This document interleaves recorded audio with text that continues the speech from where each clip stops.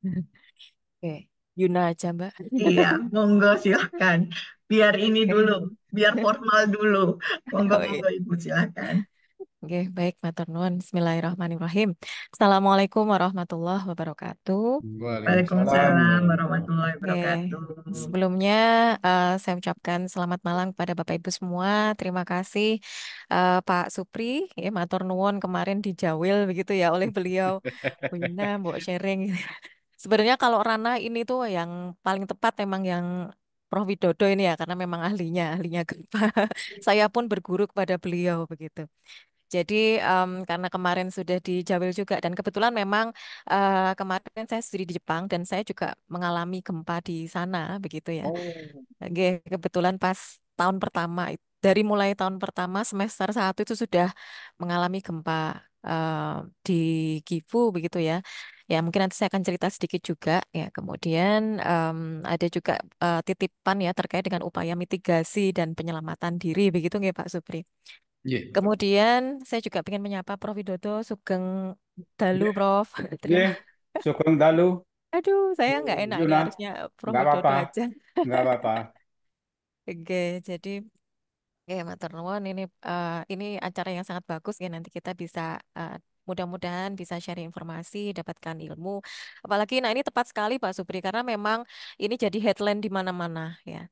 Padahal sebelumnya itu awal mulanya dari 2020 sebenarnya itu. Tapi terus ini kok up lagi. Oh. Saya nggak tahu apakah karena untuk kepentingan yang lain tapi memang hal-hal seperti ini memang harus dibahas baik itu secara khususnya secara akademik ya kita harus bahas. Begitu juga Mbak Hanin, matur nuwun, Bu Hanin, yang mungkin seharian tadi sebenarnya kita juga koordinasi ya, tapi koordinasi Iya, yang lain. siap. Ya, Kita kerjaan yang bertemu lagi di sini hanya melanjutkan dan beda tempat, ya Bu. iya dan beda topik. Ya, Oke.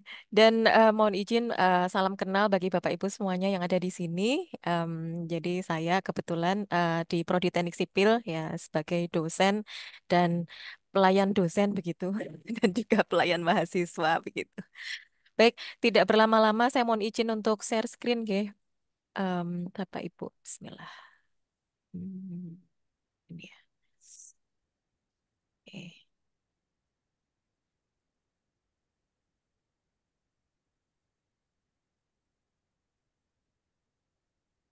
Apakah sudah bisa terlihat?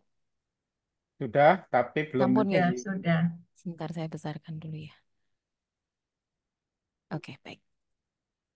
Baik, Bapak Ibu, Bismillah ya. Eh, sedikit nervous kah ya, karena ada Prof. Widodo di sini, guru Nggak saya. apa-apa. Kita sharing aja, kita sharing belajar, kita sharing Nanti keluar pengalaman. nilainya Mbak, tenang aja. Oh ya, siap, siap, siap. Nggak apa-apa, nggak apa-apa.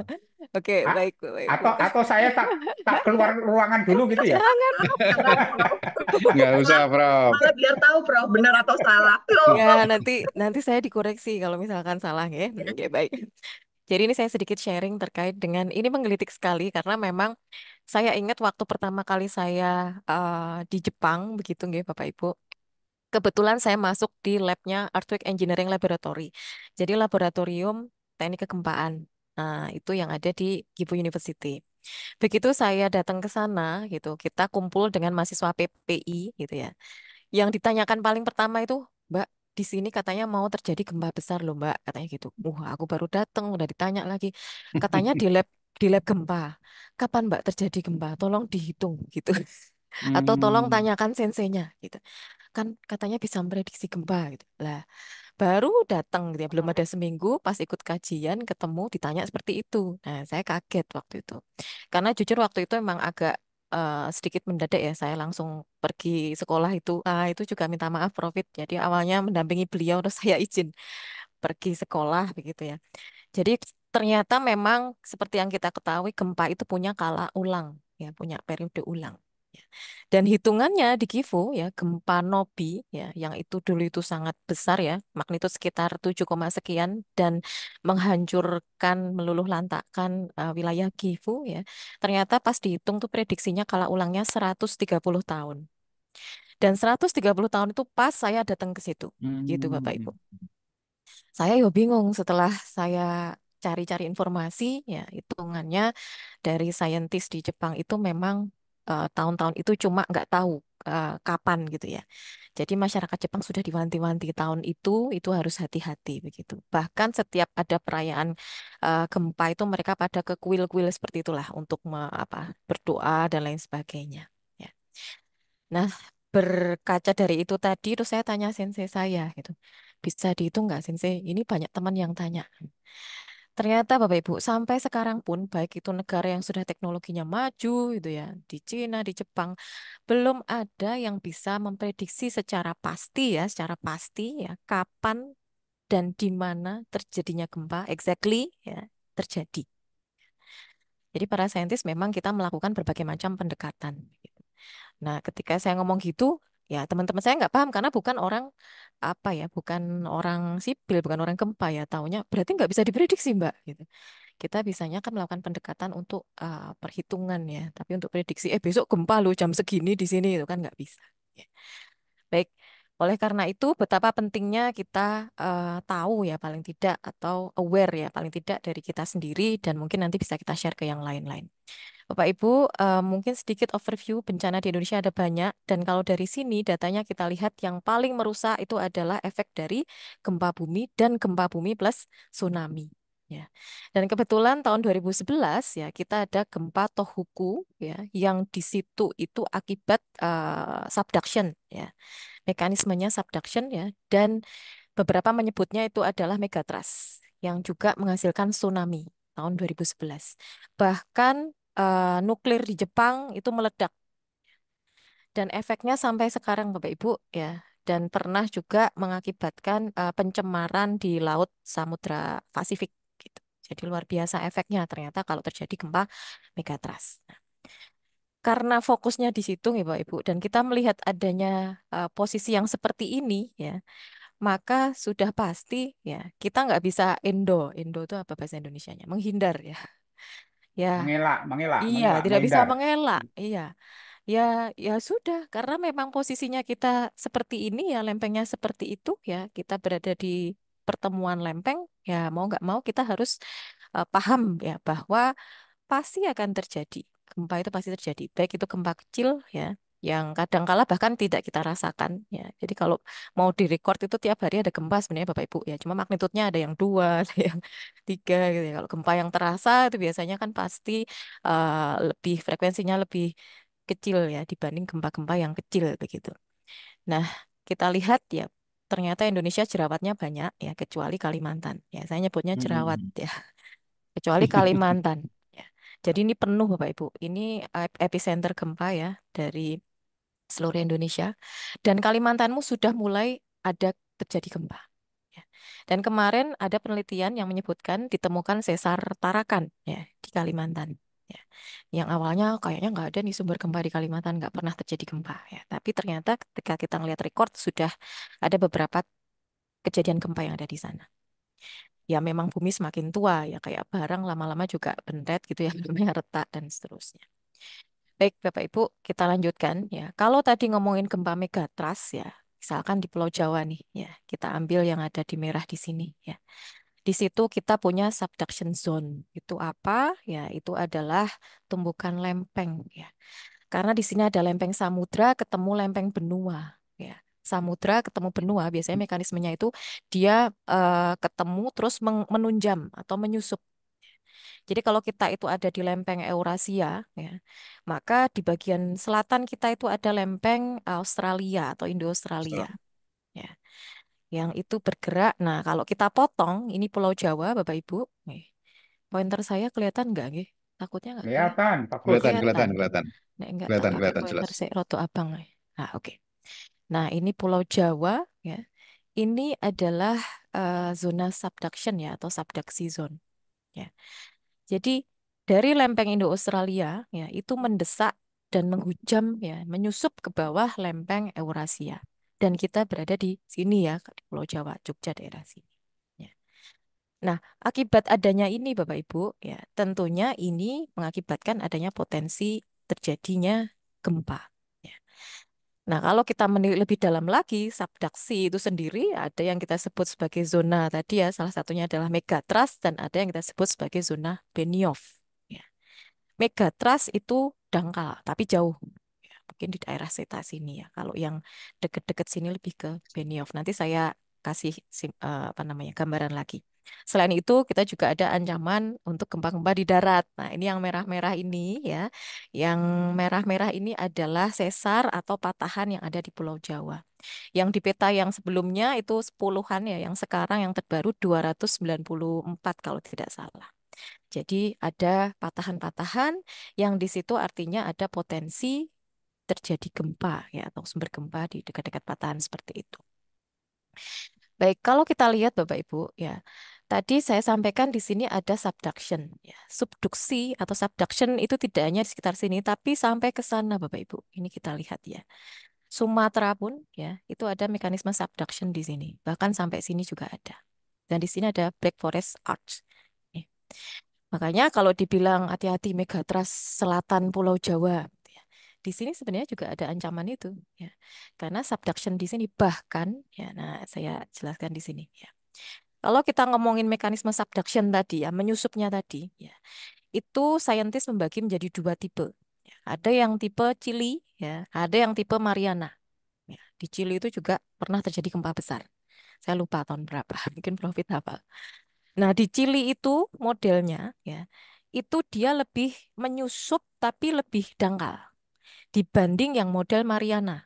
Nah, Mariana type ini strongly extensional with coupling between the two plates. Jadi ini lebih lebih apa ya, lebih dalam. Ya, nyusupnya lebih dalam. Sedangkan ini lebih dangkal. Nah, kalau kita lihat lebih ke slice-slice-nya lagi, ya kalau ini kita potong ya, ini Jawa sampai nggak kelihatan saking banyak jerawatnya. Ini kita potong-potong per, saya agak lupa, kayaknya per 20 meter atau 20 kilo ya. Ini kita potong, potong, potong, potong. Ini kedalaman, kalau yang merah ini adalah kedalaman yang dangkal 0 sampai 50, Bapak Ibu. Kemudian yang biru, sorry hijau dulu ya. Yang hijau ini 50 sampai 100 kedalamannya kilometer. Kemudian yang biru ini 100 sampai 300 kilometer. Sampai semakin sana itu semakin dalam. Bapak Ibu perhatikan ya. Mulai dari sini semakin ke arah Bali, Nusa Tenggara ya dan semakin ke arah timur ternyata gempa-gempanya semakin dalam ya. Beberapa peneliti menjelaskan bahwa berarti hunjamannya tadi menunjamnya itu sudutnya semakin menukik ya, semakin dalam begitu. Dan melemah ya kekuatannya. Ya. Sehingga kalau misalkan kita tarik lagi semakin ke sana wilayah Sumatera, ya, ternyata di Sumatera itu justru lebih dangkal, ya.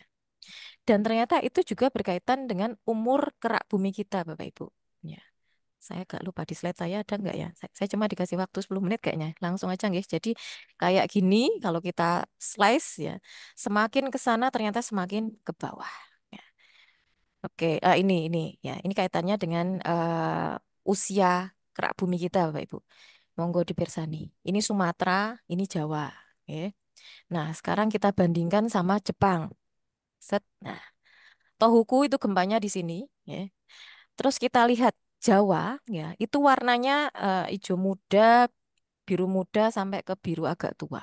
Sumatera itu lebih ke orange, merah, dan seterusnya.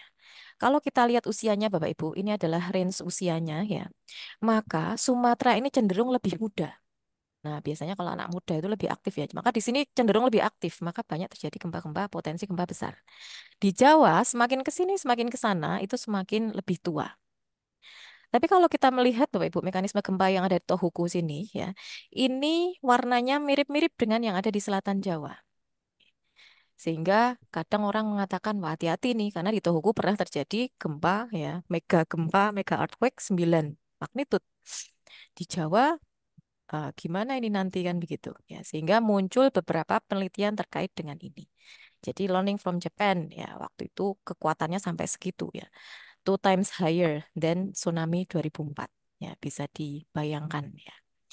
Baik, ini adalah mekanisme megatrust ya. Selain terjadi di sini, pokoknya kalau memang berkaitan dengan lempeng benua dan samudra itu ada potensi terjadi megatrust. Tapi ternyata ada juga model eh, earthquake yang creep gitu ya, yang dia itu sembunyi-sembunyi terjadinya itu juga ada. Tapi saya tidak akan banyak lebih dalam ke situ ya, karena nanti lebih ke mitigasi. Nah, sedikit sekarang saya bandingkan dengan yang ada di Jepang, Bapak Ibu. Ya. Di Jepang pun juga begitu. Karena di Jepang tuh ternyata ada apa namanya? Sama subduction. Ya. Kalau di selatan Jawa kita ada lempeng Indo Australia, di Jepang di bagian bawah sini Bapak Ibu, ini juga ada potensi terjadi mega earthquake atau huge earthquake ya di Nangkai Thrah di sini. Ya. Nah, apa bedanya sama Indonesia ya? Kalau di Jepang di sana itu lebih dangkal ya, sehingga potensi perambatan ke atas itu lebih bersifat merusak ya, lebih mengkhawatirkan dibanding yang di selatan Jawa yang lebih dalam gitu. Tapi sekali lagi Bapak Ibu, namanya penelitian ya, dan lagi-lagi gempa itu kan juga nanti energinya tergantung dari seberapa luasan yang pecah ya, sehingga dan seberapa lama energi terakumulasi atau trap ya, yang akhirnya nanti rilis ya. Dan itu nanti tergantung dari masing-masing tipikal fraktal ya, fraktal dimensionnya ya, dimensi kerusakan dan juga eh, dimensi dari yang pecah itu tadi ya, bagian subduction yang pecah. Ya. Baik.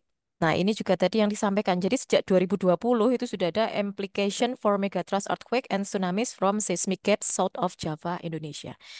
Ini scientific reports oleh Profesor Widiantoro dari ITB, ya, temannya Prof. Wid juga ini. Beliau meneliti ini saya nggak tahu tahun berapa, tapi ini publish 2020 ya. Dan di sini disampaikan ada potensi megatrust ya di selatan Pulau Jawa, dan di situ kalau kita lihat potensi tsunami kalau disimulasi ya di bagian barat itu bisa sampai 20 meter ya. Kemudian di bagian timur ya sekitar 15 13 sampai 15 meter. Tapi sekali lagi, waktu ini publish ya, masyarakat pada takut ya. Sehingga akhirnya ada press conference juga ya. Karena biar kadangkala seperti itu ya, maksudnya sebagai saintis kita menyampaikan gitu ya, tapi masyarakat awam kadang menganggapnya, duh bentar lagi megatrust nih, mau kiamat atau gimana? Kita harus pergi kemana? Seperti itu.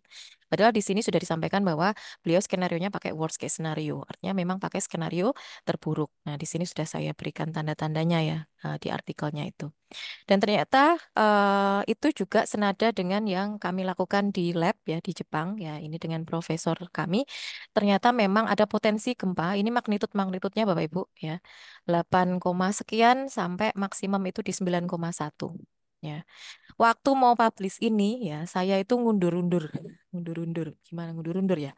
Karena ada rasa takut juga Bapak Ibu ya waktu itu. Gimana Prof ini kalau dipublish kok hasilnya kayak gini ya Prof? Coba hitung lagi, hitung lagi. Terus akhirnya, iya Prof segini gedenya. Masa sih kayaknya padahal secara histori belum ada pernah terjadi gempa lebih dari magnitudo 8 di selatan Pulau Jawa. Tapi profesor saya tetap ya udah karena emang ini kan hasil saintifik berdasarkan data silahkan. Terus akhirnya dipublish ya.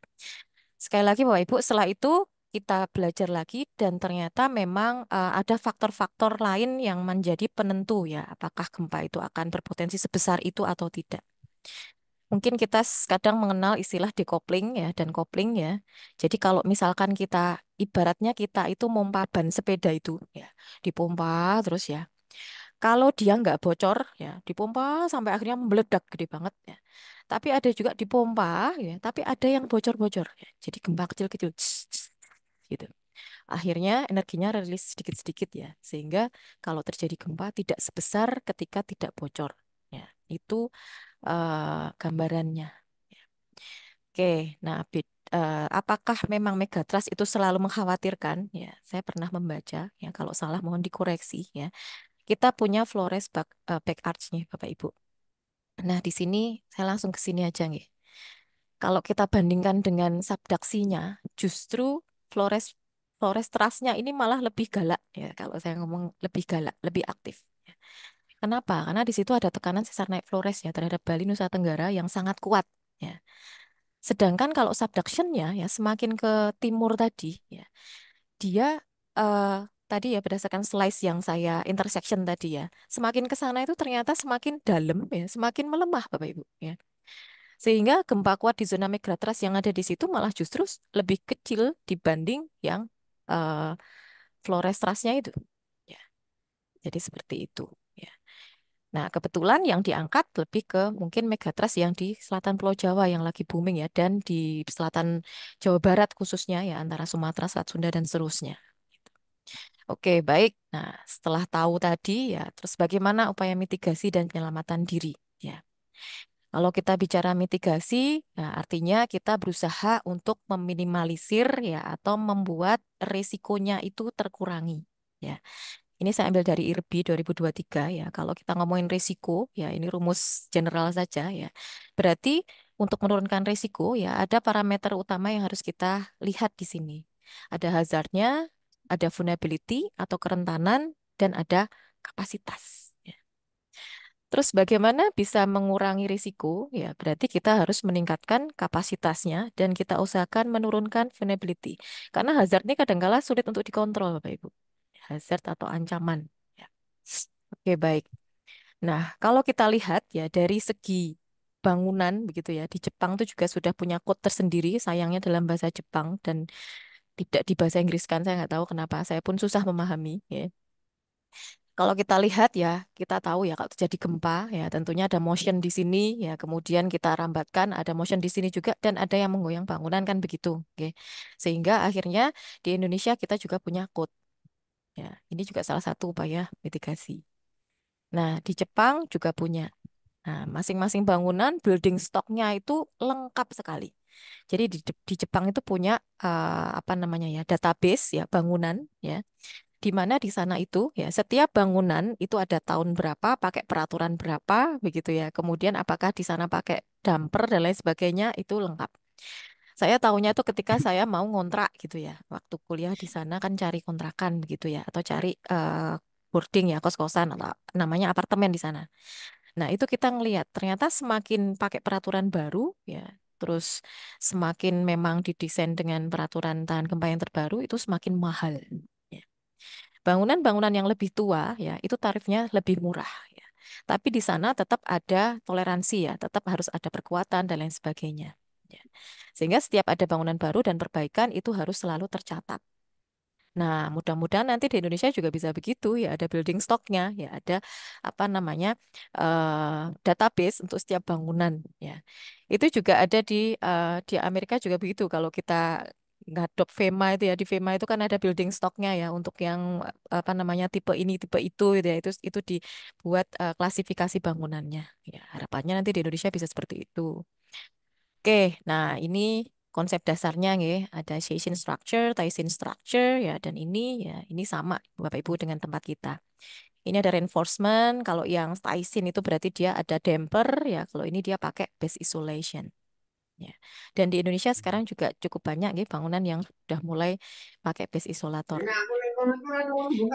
Ini contoh traditional house di Jepang. Ya, ketika saya tanya kenapa masih pakai kayu, ya ternyata terutama di daerah yang sering terjadi gempa, ya kayu itu cenderung mudah untuk yang pertama adalah kerusakannya itu mudah untuk segera diperbaiki. Tanya begitu, ya.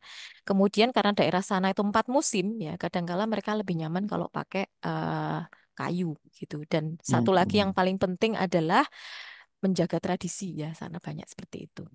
Bahkan rumahnya tuh malah nggak ada pagar, Mbak Ibu. Nih yo aman ya. Bahkan ini kayu, ini pun ini bukan kaca ya. Jadi ini kayak cuma apa sih kertas begitu, Mbak Ibu. Ya, ini tuh kertas gitu ya. Yang kalau saya nakal tak bolong gitu bisa gitu. Tapi di sana itu aman.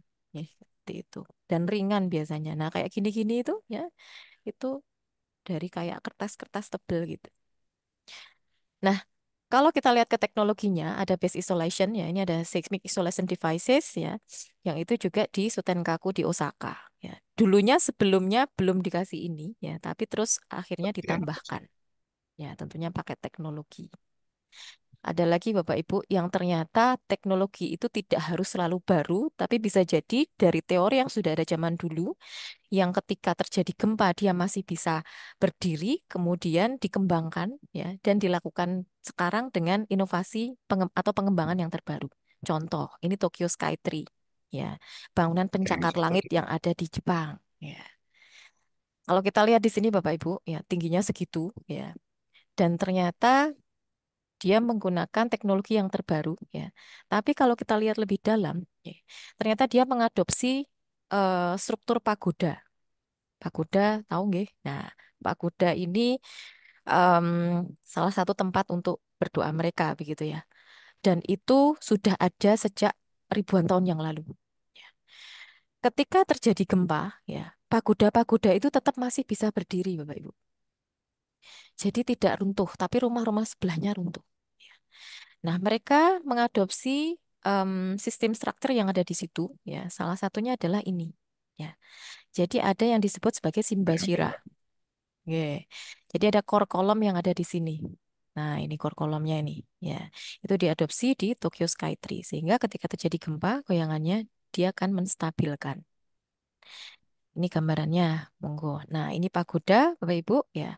Nah, untuk setiap lantai ketika terjadi vibrasi ya, ada getaran gempa ya, ini ada core column yang ada di sini. Ya. Kemudian diterapkan, diadopt di Tokyo Skytree. Ya. Nah, ini ya, tengahnya ini pakai ya. Tapi di situ tentunya pakai teknologi nggih. Jadi kalau yang ini kan pakai yang tradisional karena memang pembuatannya udah zaman dulu. Nah, ini the core column will collide with the steel structure.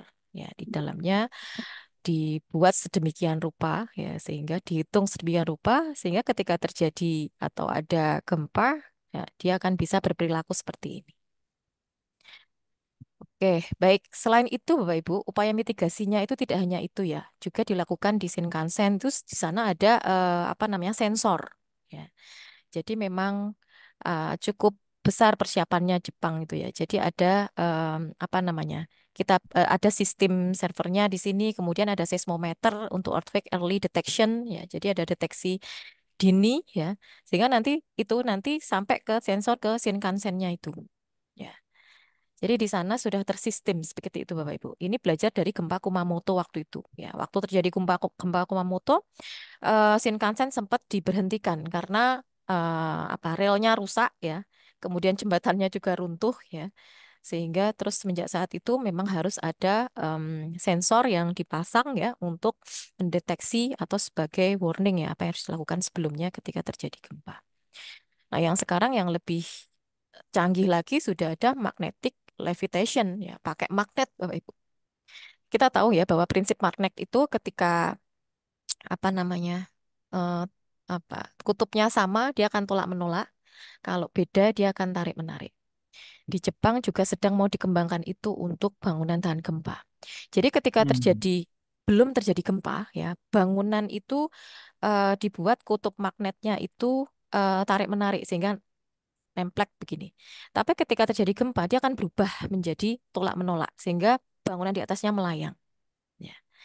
Sehingga nanti ketika terjadi gempa ya diharapkan bangunannya tidak rusak. Goyang, Iya, begitu. goyang.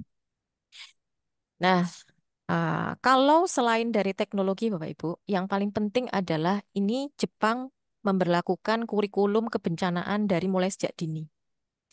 Tidak hanya dari TK, bahkan dari playgroup, Bapak Ibu. Tapi sesuai dengan levelnya. Ya. Bahkan beberapa nyanyi-nyanyinya anak playgroup itu tentang bencana. Misalkan kalau bencana gempa harus bagaimana, kayak gitu-gitu ya. Kalau tsunami harus seperti apa, gitu. Itu anak playgroup diajari nyanyi-nyanyi seperti itu. Terus diajari, oh nanti pakai tas ini, kayak gitu-gitu, Bapak Ibu. Jadi sesuai dengan levelnya. Jadi sudah masuk di kurikulum mulai dari anak-anak dini, sejak dini. Kemudian pemerintah ya juga bekerja sama dengan lembaga ya itu semuanya juga dilibatkan, masyarakat juga dilibatkan ya. Terus juga selain itu ada persiapan ruang di rumah. Jadi alat untuk pengaman furniture. Jadi Hmm. kalau saya pergi ke swalayan gitu ya atau minimarket ya, itu banyak sekali alat-alat yang lucu-lucu gitu dan ternyata itu untuk mengunci-ngunci furniture gitu, Bapak Ibu. Mengunci ke Hmm. dinding, mengunci ke ini gitu ya yang kita bisa melakukannya tanpa harus nyari tukang. Ya, jadi dibuat sesimpel mungkin begitu. Sayangnya saya nggak mengcapture ya, harusnya dulu tak foto ya biar kelihatan. Jadi ada pernik-pernik yang memang itu dibuat untuk mengamankan furniture. Ya. Kemudian memastikan jalur evakuasi itu aman. Nah, ini juga penting sekali ya. Dan itu juga ada buku panduannya.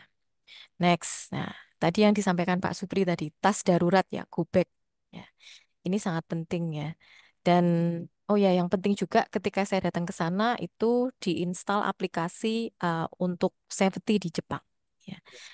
Jadi semuanya sudah terinstall ya. Dan yang paling penting juga Bapak Ibu, kalau di Jepang itu nggak bisa kok SIM card kok ganti-ganti ya. Jadi nomor telepon itu satu ya itu kayak KTP. Kalau di sini mau beli itu terserah gitu ya. Jadi setiap ada terjadi bencana ya, dari sistem yang ada di sana itu akan mengirim early warning dari HP kita Bapak Ibu. Jadi semuanya akan bunyi itu alarm ya. Karena HP kita sudah terdaftar. Ya. Kalau di kita kan kadang gonta-ganti gitu ya. Bahkan gampang aja kita ganti SIM card ya, harganya murah plus berapa puluh gigabyte gitu ya. Di sana nggak bisa. Mau ganti nomor aja susahnya minta ampun. Harus ngurus di sini, harus ngurus di sana, di City Hall dan seterusnya. Tas darurat ini sangat Oh, penting. makanya Oke. Gimana, makanya Prof? fotonya Bu Yuna di makanya fotonya Bu Yuna di Jepang itu kok nggak ganti-ganti itu alasannya itu ya. Foto yang mana ya, Prof? Foto Fotonya yang di mana? WA itu kan itu foto Oh, di WA itu oh itu mungkin oh, itu ya kok nggak ganti-ganti satu itu bagus itu. oh. Soalnya nih ganti-ganti itu kita juga ini siapa siapa itu mungkin alasannya tadi itu ya. Sebenarnya nggak juga karena saya tipikal yang nggak begitu ini ya pokoknya ya udah gitu ya karena kalau kecuali yang penting-penting gitu ya. Oke, Misalkan. oke, oke, oke, oke. Oke, iya itu. Tapi benar, Prof. Itu dari 2019 saya berangkat dan nggak ganti sampai sekarang. Masya Allah, Masya Ya, Iya Allah. makanya. oke. Terus habis itu evakuasinya terorganisir. Jadi kita diberi ini Bapak Ibu ada guidance books ya. Jadi ada disaster prevention book dan di sini itu ini sayangnya saya nggak punya ini ya. Dan waktu saya pulang nggak ke bawah. Jadi di Nah, dalamnya itu tebel Bapak Ibu. Itu tuh tebel. Di dalamnya itu ada apa namanya? Eh, jadi disaster prevention book ini itu berjilid dan itu tergantung dari lokasi kita tinggal. Ya. Jadi misalkan saya di Gifu, kalau kita misalkan di kabupaten mana, kecamatan mana gitu, itu ada guidance-nya. Nanti di situ ada titik-titik evakuasi, Hmm. ada titik-titik shelter ketika terjadi banjir tuh kamu larinya ke sini, alamatnya di sini gitu ya. Ada pokoknya lengkap sekali. Ya, jadi bahkan ya ada, nah kalau dibuka itu ada lagi data-data rumah dengan ininya, tipe-tipe construction utamanya. Misalkan rangkanya baja, rangkanya beton, rangkanya Hmm. kayu, kayak gitu. Ya, itu yang di sekitar itu. Jadi terdaftar semuanya di situ.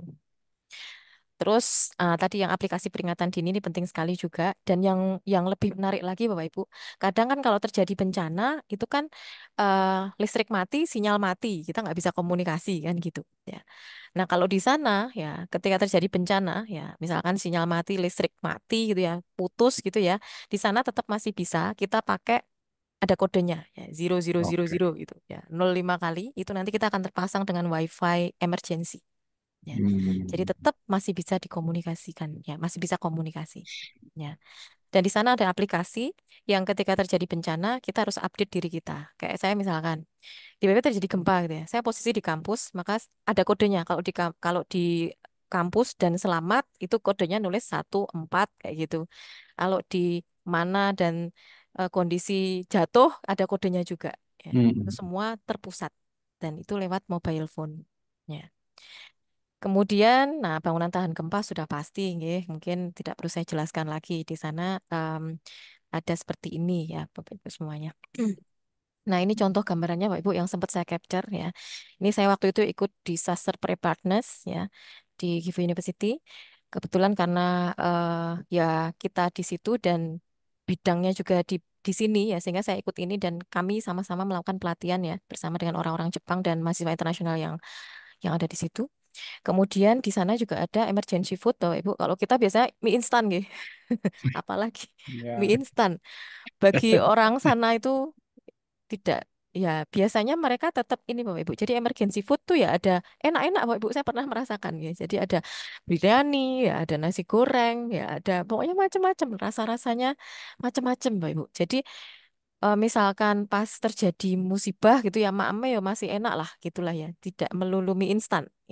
Ini rasanya macam-macam bener nih Bapak Ibu ya bahkan ada yang bubur gitu ya ada yang pokoknya macam-macam lah cuma masalahnya untuk Muslim ya kita harus cek ya karena ada yang halal ada yang enggak nah ini kita cek seperti itu ya lebih terbatas ya tapi banyak kok pilihannya jangan khawatir. Di samping itu juga Bapak Ibu, di sini terkait dengan hal-hal yang sepele, yang mungkin kita menganggapnya sepele, tapi itu bagi mereka penting. Jadi membuat sendal dari koran. Kalau pas emergensi, kita diajarin buat itu ya, sehingga tidak terjadi slip, kaki juga tidak luka, mengurangi hal-hal yang tidak diinginkan tadi. Terus juga masalah MCK ini juga sangat penting ya. Jadi diberi koagulan ya. Ketika apa namanya saat emergensi terus shelter penuh ya mau ke kamar mandi antri gitu ya kita bisa menggunakan cara-cara yang lain dan kita bisa tambahkan koagulan di apa namanya di ekskresi kita gitu ya sehingga nanti bisa dipadatkan dan lain sebagainya seperti itu ya. Nah ini bisa tak putar nggak ya videonya? Oh, nggak bisa ya. Jadi ini juga contoh em, emergency pelatihan ya. Ini pas kita di emergency bag, Bapak Ibu. Jadi di sini ada apa namanya contoh tas dan isi-isinya. Aduh, ini nggak bisa tak putar. Oh, bisa nih. Nah, sedikit kayak gini. Suaranya bisa terdengar nggak ya? Oh, nggak ada Aduh, suaranya ya? bisa, Nggak bisa. ada ya. Tempat saya kok Bisa. nggak bisa ya? Oh, oh ini nggak bisa nih. Oh, Ya, nggak bisa ya. Aduh. Oke, Nggak bisa. Oke, jadi itu seperti itu. Nah, nah kita diajari dalamnya apa aja seperti itu. Oke, saya cepat aja nggih. Nah, ini yang paling penting Bapak Ibu. Ini yang sering diajarkan ya, baik ketika saya pertama kali di sana ya. Karena pertama kali di sana itu yang saya kaget, biasanya saya merasakan gempa itu gempanya horizontal begitu ya. Di sana itu saya kepental ke atas Bapak Ibu. Jadi gempanya gempa vertikal ya. Saya ya. merasakan itu pas malam pada Isya kalau nggak salah, saya lagi di depan laptop ngerjain tugas atau belajar saya lupa. Tiba-tiba terjadi gempa. Saya duduk gini, kepental ke atas terus ke samping. Nah, panik iya Hmm. pas awal panik karena itu pas saya ke sana masih semester 1. Itu mahasiswa internasional pada keluar takut berlarian keluar begitu ya. Tapi setelah itu ya kita terus akhirnya ya biasa gitu. Sekarang oh iya iya, kan ini di Jepang ya, kayak gini wis biasalah gitu. Cuma kita diajari ini ya. Jadi kalau terjadi goncangan itu malah justru nggak boleh langsung keluar. Ya. Pokoknya mana furniture yang kokoh, kamu harus sembunyi di situ. Ya, nggak boleh langsung keluar karena lebih bahaya, katanya gitu ya. Entah nanti unyu-unyuan atau malah kepleset atau apa. Apalagi orang yang panik itu kan kadang-kadang ngeblank. Ya, sehingga cari tempat yang aman ya. Terus silahkan apa namanya berlindung di situ. Baru setelah guncangannya lumayan apa namanya stabil atau berakhir, nah kita bisa keluar ya dengan hati-hati ya dan sebisa mungkin lindungi kepala. Makanya tas-tasnya anak-anak Jepang itu kalau Bapak Ibu lihat itu kan ini ya tebel-tebel itu ya karena di situ ada pelindungnya begitu. Kemudian evakuasi. Nah, orang Jepang ini memang orang yang disiplin dan apa ya mengikuti tata tertib ya. Jadi mengikuti jalur evakuasi yang sudah ada titik-titik kumpulnya di situ dan seterusnya. Dan ini saya juga ikut beberapa kali simulasinya ya. Memang diarahkan seperti itu. Nah, dan yang paling penting lagi Bapak Ibu, ya salah satu kunci keberhasilan di sana itu ini ya adalah disiplin dan ketenangan. Ya, kalau saya perhatikan ya. Di sana dilatih ya. Kemudian eh, dan mereka memang sangat terlatih dan tidak panik ya dan juga mengikuti prosedur dengan baik. Sehingga ya itu tadi penyelamatan dirinya bisa dilakukan secara efektif dan efisien. Salah satu contoh yang hampir sama ketika kita gempa Jogja, magnitud 6,2 versi USGS, kalau BMKG itu 5,9 MB ya, magnitud badi. Kita bandingkan dengan gempa Sanriku yang di Jepang yang kurang lebih juga 6 ya. Kalau di kita itu korbannya kan 5 ribuan lebih. Ya. Bahkan terakhir tuh Ya. dari BPBD malah ngendiko, Bu Yuna aslinya itu 6 ribu loh Bu. Iya toh Pak? Iya. Ya wis lah, saya ngikut rekamannya Elnasa itu 5 ribuan sekian. Gempa Sanriku dengan kekuatan yang sama yang terjadi di darat ya, itu yang meninggal hanya satu, yang luka-luka tiga, yang hilang dua, kalau nggak salah ya. Padahal kekuatannya sama. Yang lain alhamdulillah selamat, walaupun ada beberapa bangunan yang retak seperti itu ya. Nah, kalau kita belajar dari situ ya kita lihat juga hasil asesmen gempa di Bantul waktu itu ternyata memang banyak bangunan non-engineer gitu. Dan kadangkala bukan gempanya sendiri yang bisa mematikan manusia ya, tapi justru bangunan yang rentan yang bisa membuat korban menjadi lebih banyak. Oke, begitu ya Bapak Ibu. ini terakhir ya, technology is nothing. Ya, what's important is that you have a faith in people that they're basically good and smart, and if you give them tools, they'll do wonderful things with them. Jadi kalau secanggih teknologi apapun, kalau orangnya tidak punya basically good and smart itu tadi, ya makanya kita harus ke Society 5.0, yaitu smart people, ya tidak sekedar mengandalkan robot, tapi kita yang mengendalikan robot. Sehingga, Betul. sehingga kita bisa membuat sesuatu yang wonderful. Dulu, Education 4.0, Industri 4.0 memang robot gitu ya. Semua pakai mesin. Sekarang Jepang masuk ke Baik. Society 5.0, Ya, jangan baik. kita terpengaruh mesin, tapi mesin bekerja untuk kita. Ya, jadi harus ada people-nya yang memang yang memanage sedemikian rupa. Mungkin itu sharing dari saya. Mohon maaf, ini ya Allah, udah kalau udah ngomong jadi molor gimana tuh. Mohon maaf nih Nggak Pak apa-apa, Sugri. bagus, bagus, Mohon maaf sekali. bagus, Nggih, nggak kurang apa-apa. lebihnya mohon maaf. Nggih, saya tutup. Wassalamualaikum warahmatullahi wabarakatuh. Waalaikumsalam Waalaikumsalam Waalaikumsalam warahmatullahi warahmatullahi wabarakatuh. wabarakatuh. Alhamdulillah sekali nih Mbak Yuna kita dapat pandangan baru tentang kejadian di Jepang. Ternyata mereka cukup awareness ya dengan kejadian-kejadian gempa yang terjadi di sana berulang kali sehingga mereka sudah menyiapkan dengan sangat baik gitu ya terkait dengan kesiapsiagaannya terhadap bencana gempa ini. Terima kasih untuk sharingnya, Mbak Yunas. Sami-sami. Ya, kemudian sehat selalu. Amin, amin. Mbak Anin Ya, juga. nanti masih bersedia kalau kita akan lanjut di seri selanjutnya. Random kembali. Insya Allah. Ya, diskusi bareng lah ya. Oke, iya, terima kasih. Insya Allah. Nggih, matur Bapak, Ibu, nuwun. sami-sami. Bapak, Ibu sekalian, peserta series 3, itu tadi pencerahan dari Ibu Yunalia Muntafi berkaitan tentang gempa, kemudian ada mitigasi bencana berkaitan dengan gempa, kemudian bagaimana sih kalau di Jepang ini gempa itu terjadi ternyata sudah disampaikan secara apik oleh Mbak Yuna yang dari Prodi Teknik Sipil UII. Selanjutnya yang kita tunggu-tunggu dari Bu, narasumber pakar Bu, kegempaan. Bu Hanin, Bu Iya, Hanin, iya, iya, apakah Prof. tidak ada saya kira ada pertanyaan dulu atau pertanyaan nanti di belakang? Boleh, Prof. Kalau digabung, pripun? Atau mau ada yang bertanya terlebih dahulu? Ya, saya bertanya. Nanti nek belakang itu sok lupa itu loh. Ya, boleh, Prof. Terima kasih, Prof. Masukannya cukup benar ini ya. Jadi, Bu Yuna jangan beranjak dulu karena kita akan menanyakan kalau ada beberapa yang ingin ditanyakan dari pencerahan tadi yang telah diberikan. Ini, Saya tanya dulu ya. Mbak, Oh ini enggak Mbak. lah, ini Prof, mau nguji saya atau bukan, gimana? bukan, bukan ini pertanyaan beneran ini. Oh, Nggih, enggak, nggih, nggih. enggak. Pendadaran, ya, Enggak, pendadaran. enggak. Ya, Saya Prof. kira gitu, Monggo ya. silakan, Prof. Bu Yuna tadi itu kan di Iya, awal tadi itu waktu datang itu ada prediksi bahwa oh nanti ini akan ada gempa begitu ya. iya Terus betul, iya tadi Prof. beneran, Iya. gempanya itu gempa beneran. Dan katanya tepat itu ya. Itu kebetulan saja atau bagaimana? Tadi kan pas, tadi dikatakan pas gitu ya. Kalau nggak salah tadi ya. Oke, jadi gini Prof, yang kala ulangnya 130 tahun, Ya nah ya itu ya kan tadi pas itu. saya ke sana ya. Nah, Heeh. tapi gempa yang saya rasakan itu, karena saya cuma kepental ke sebelah ya, kalau yang menurut saya memang gede gitu ya, ternyata bagi orang Jepang itu belum gede Prof. Hmm. Jadi, jadi bukan itu gempa yang dimaksud. Oh gitu. Ya, Ya nah, ya ya ya terus ya. akhirnya saking saya penasaran, aduh sebenarnya saya punya dokumentasinya, cuma ya mungkin kapan-kapan ya. Jadi terus akhirnya saya memberanikan diri di ke sana, ke sumber gempanya itu, Prof. Jadi Hmm. saya waktu itu saya ngajak tim kelompok riset saya gitu ya, yang di bawah sensei saya gitu. Nah, terus kami ke sana ya, kami ke sana.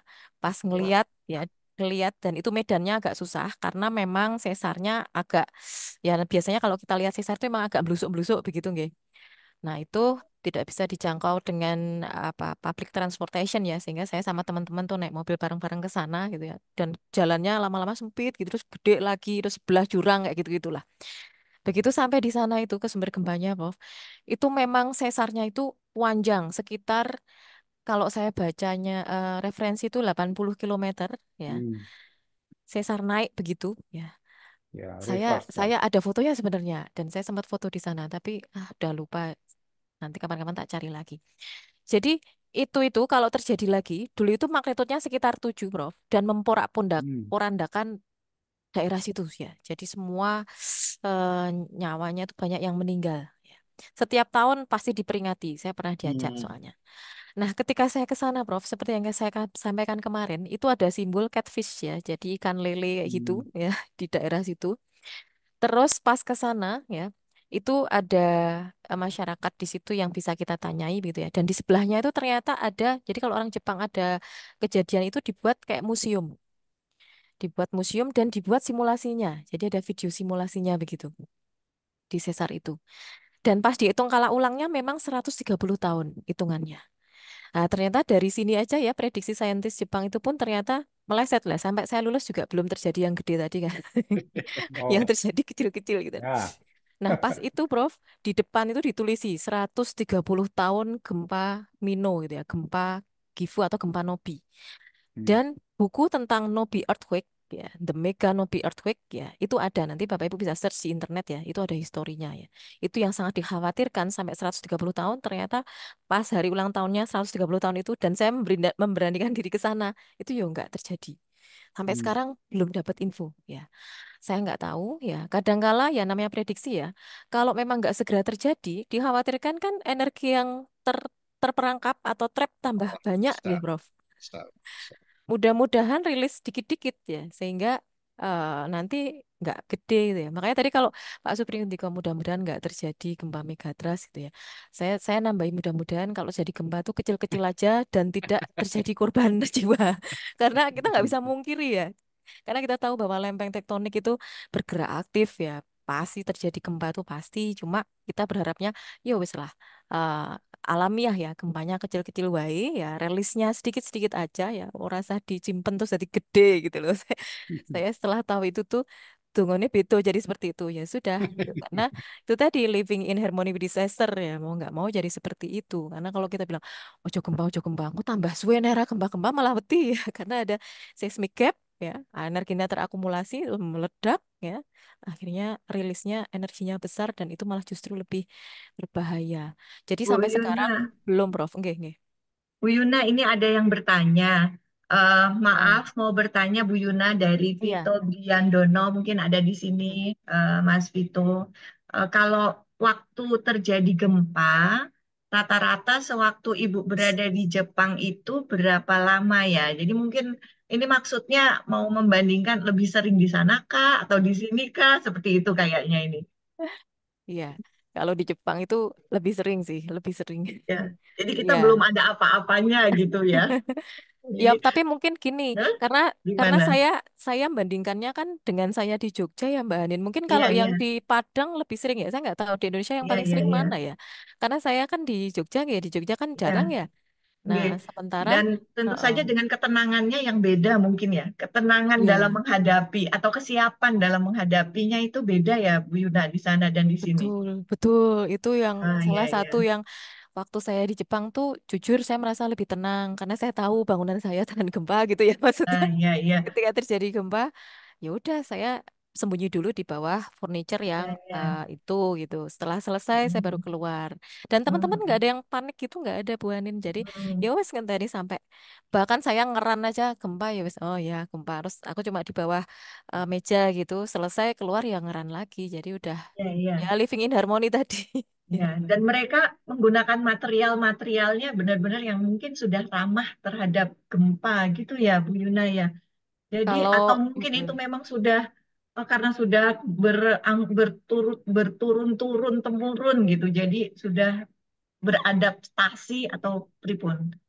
kalau yang saya lihat sebenarnya anjuran pemerintah sudah pasti nggih Bu Anin, tapi juga Oh ada iya, yang iya. masih apa ya, masih ibaratnya ada catatan untuk bangunan tersebut misalkan begitu. Ada yang harus Hmm, direnov, hmm, ada perbaikan begitu ya. Jadi tidak hmm. 100% enggak ya. Oke, oke. Makanya ketika kita nyari apartemen juga saya pasti akan lihat-lihat ya karena mengingat wah potensi gempanya kayak gitu gitu kan. Kita Iya, akan iya. lihat-lihat. Dan catatan penting lagi, Bu Hanin, ketika di sana kan kita disarankan kayak apa sembunyi di bawah meja gitu kan. Mm-mm. Tapi di sana kan mejanya memang meja yang itu kuat ya. Kalau kita Iya, mau di iya. sini misalnya di Jogja lihat-lihat mejanya Mbak Ewis gapuk udah lama, ayo kita Iya, di situ malah kemburuan kan gitu ya. Jadi jadi iya. jadi sekali lagi maksudnya berlindung di bawah meja gitu, kita harus juga melihat itunya materialnya ya tidak serta-merta harus pokoknya begitu gempa harus berlindung di bawah furniture. Pokoknya furniture rapuh. Ah itu Ya, malah perlu ada ya catatan khusus yang perlu betul. diperhatikan gitu Mm-mm, ya. mm-mm, mm-mm. Jadi tidak Ya, mentah-mentah. Iya. kemudian ini juga ada dari Muhammad Dhani Taufik, Bu Yuna. Kalau Heeh. tertarik dengan materinya, ini mendapatkannya di mana materinya Bu Yuna seperti itu. Hah? Materi Ya, saya ini dari Muhammad Dhani Taufik. Mungkin ada ini Pak gimana? Dhaninya ada di sini. Oh mau Materi apakah boleh. bisa di-share seperti Oh itu, iya, Bu Yuna? nanti tak share lewat Mbak Hanin ya. Iya, boleh, Nanti boleh, silahkan. gitu aja nih. Iya, iya. Baik, Bapak iya. dan Ibu, ya Insya itu Allah ya. nanti saya share Oke, lewat Mbak ya. Hanin ya. Ada Mm-mm. lagi kah yang ingin ditanyakan? Monggo Udah Bapak Ibu. Mbak, udah itu profit aja dilanjut. Udah. Masih Bukan. ada satu lagi, ini yang terakhir dari BP2P Kalimantan 2, Bu Yuna. Mm-mm. Tolong dijawab. Mm-mm. Bu Yuna Apa? izin bertanya, masyarakat di sana kompak dan memahami gempa. Terus kesigapan masyarakat dan petugasnya yang ready ya, yang ready gitu. Oke, jadi kalau Ah, iya di sana ya, gitu ya. ya, itu kan yang pertama memang karena masyarakat itu bukan hanya masyarakat yang memang, jadi semua masyarakat memang disiapkan, Bu Anin, dan itu masing-masing wilayah juga ada simulasinya masing-masing ya. Kenapa? Karena memang di sana ancamannya kan besar ya, jadi masyarakat memang harus siap ya. Dan bahkan yang lansia-lansia itu juga dibekali ya, jadi ada training khusus lansia gitu juga ada. Ya. Ya, ya. Iya ada. Nah, tapi ya semua kan kembali ke masing-masing individu, nggih. Tapi di sana itu memang diarahkan bahwa ketika kamu mau menyelamatkan orang lain, kamu harus lihat dirimu dulu, ya. Kamu selamat baru menyelamatkan orang lain, ya. Ya, Itu prinsip utamanya sebenarnya, ya. ya, Tapi ya. tetap harus ya diusahakan untuk penyelamatan itu. Bahkan beberapa penelitian terkait penyelamatan terhadap diri sendiri dan orang lain tuh banyak ditulis. Intinya jangan menunggu relawan atau jangan menunggu pemerintah daerah atau yang lain-lain gitu ya. Jadi yang utama adalah kamu tahu bagaimana untuk menyelamatkan dirimu. Ya, karena sudah dibekali tadi ya, ketika terjadi gempa kamu harus begini, langkah pertama begini, langkah kedua begitu, ketiga gini, ada emergency kit kayak gitu-gitu kan. Selamatkan dirimu dulu. Karena semua udah dibekali begitu kan otomatis masing-masing sudah punya capacity ya untuk berusaha menyelamatkan diri sendiri ya. Setelah mereka paham, mereka melihat kanan kiri ada yang perlu diselamatkan, silahkan mulai diselamatkan. Jadi intinya memang dididik untuk tidak bergantung ngenteni bala bantuan gitulah ibaratnya. Bahkan tadi ya, yang apa nama alat-alat tadi, apa namanya emergency kit dan kemudian makanan-makanan yang bisa bertahan expirednya bisa sampai 7 tahun gitu, Mbak Anin saya yuk kaget kok makanan kok 5 tahun 7 tahun itu Mm-mm. dijual di minimarket ya untuk Ya, ya. emergency itu tadi. Ya, saya pernah nyoba beli tak rasa-rasa gitu ya mumpung enak Ya, juga ya. Iya, iya. kayak gitu Mbak Anin. Cukup Jadi ya, menarik sekali. mm-mm, mm-mm. Saya boleh share Hmm. sedikit aja mungkin terakhir ya. Boleh Iya, nggak ya, di boleh. share? Wah, Silakan. Anu, Silakan. ini lumayan penting ya. Kayaknya nggak penting tapi penting. Aduh, tapi kok nggak bisa tak buka ya? Ternyata nggak bisa tak buka nih video ya. Aduh, nggak Bapak bisa dan ya. Ibu Nggak bisa sekalian, ya. untuk sambil kita menunggu Bu Yuna untuk menyiapkan, untuk Bapak dan Ibu jika menginginkan mendapatkan sertifikat, maka Bapak dan Ibu dapat WA ke nomor 0857 4119 1548. Jadi untuk sertifikat dari 3 series yang sudah kita laksanakan, nanti Bapak dan Ibu bisa mendapatkan sertifikat dengan menghubungi ke 0857 4119 1548. jangan Nggak, cepet-cepet iya. itu nggak bisa dicatat itu. Ulangi Atau nanti lagi. ditulis di situ, ditulis di kolom chat Tulis ya. aja. Nanti ditulis di kolom chat, Prof. Gitu. Ya, nanti Oke. kami tulis di kolom chat. Ini untuk sebagai ini aja, Prof. Oke. Ya, Saya Penyampaian. kira dari saya udah cukup Bu Hanin, Baik. udah mawon nggih, matur ya. Iya, nuwun. iya, iya. Mungkin Udah mungkin kemalaman.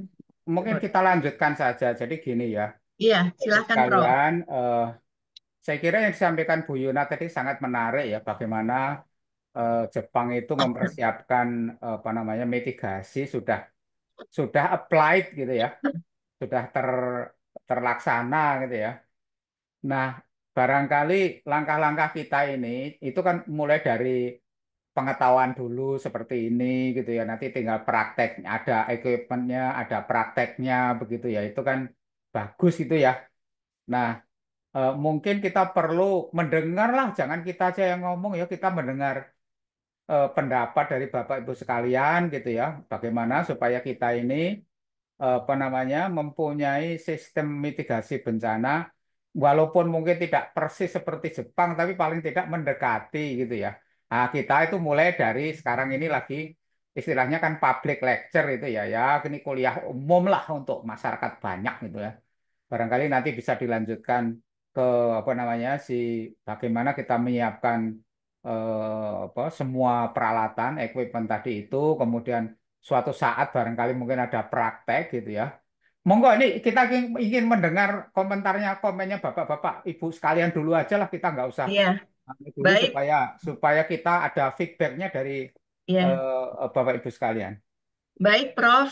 Terima kasih. Di sini kita sudah ada 77 partisipan yang hadir dari berbagai penjuru Indonesia, Prof. Jadi mungkin kita akan coba acak gitu.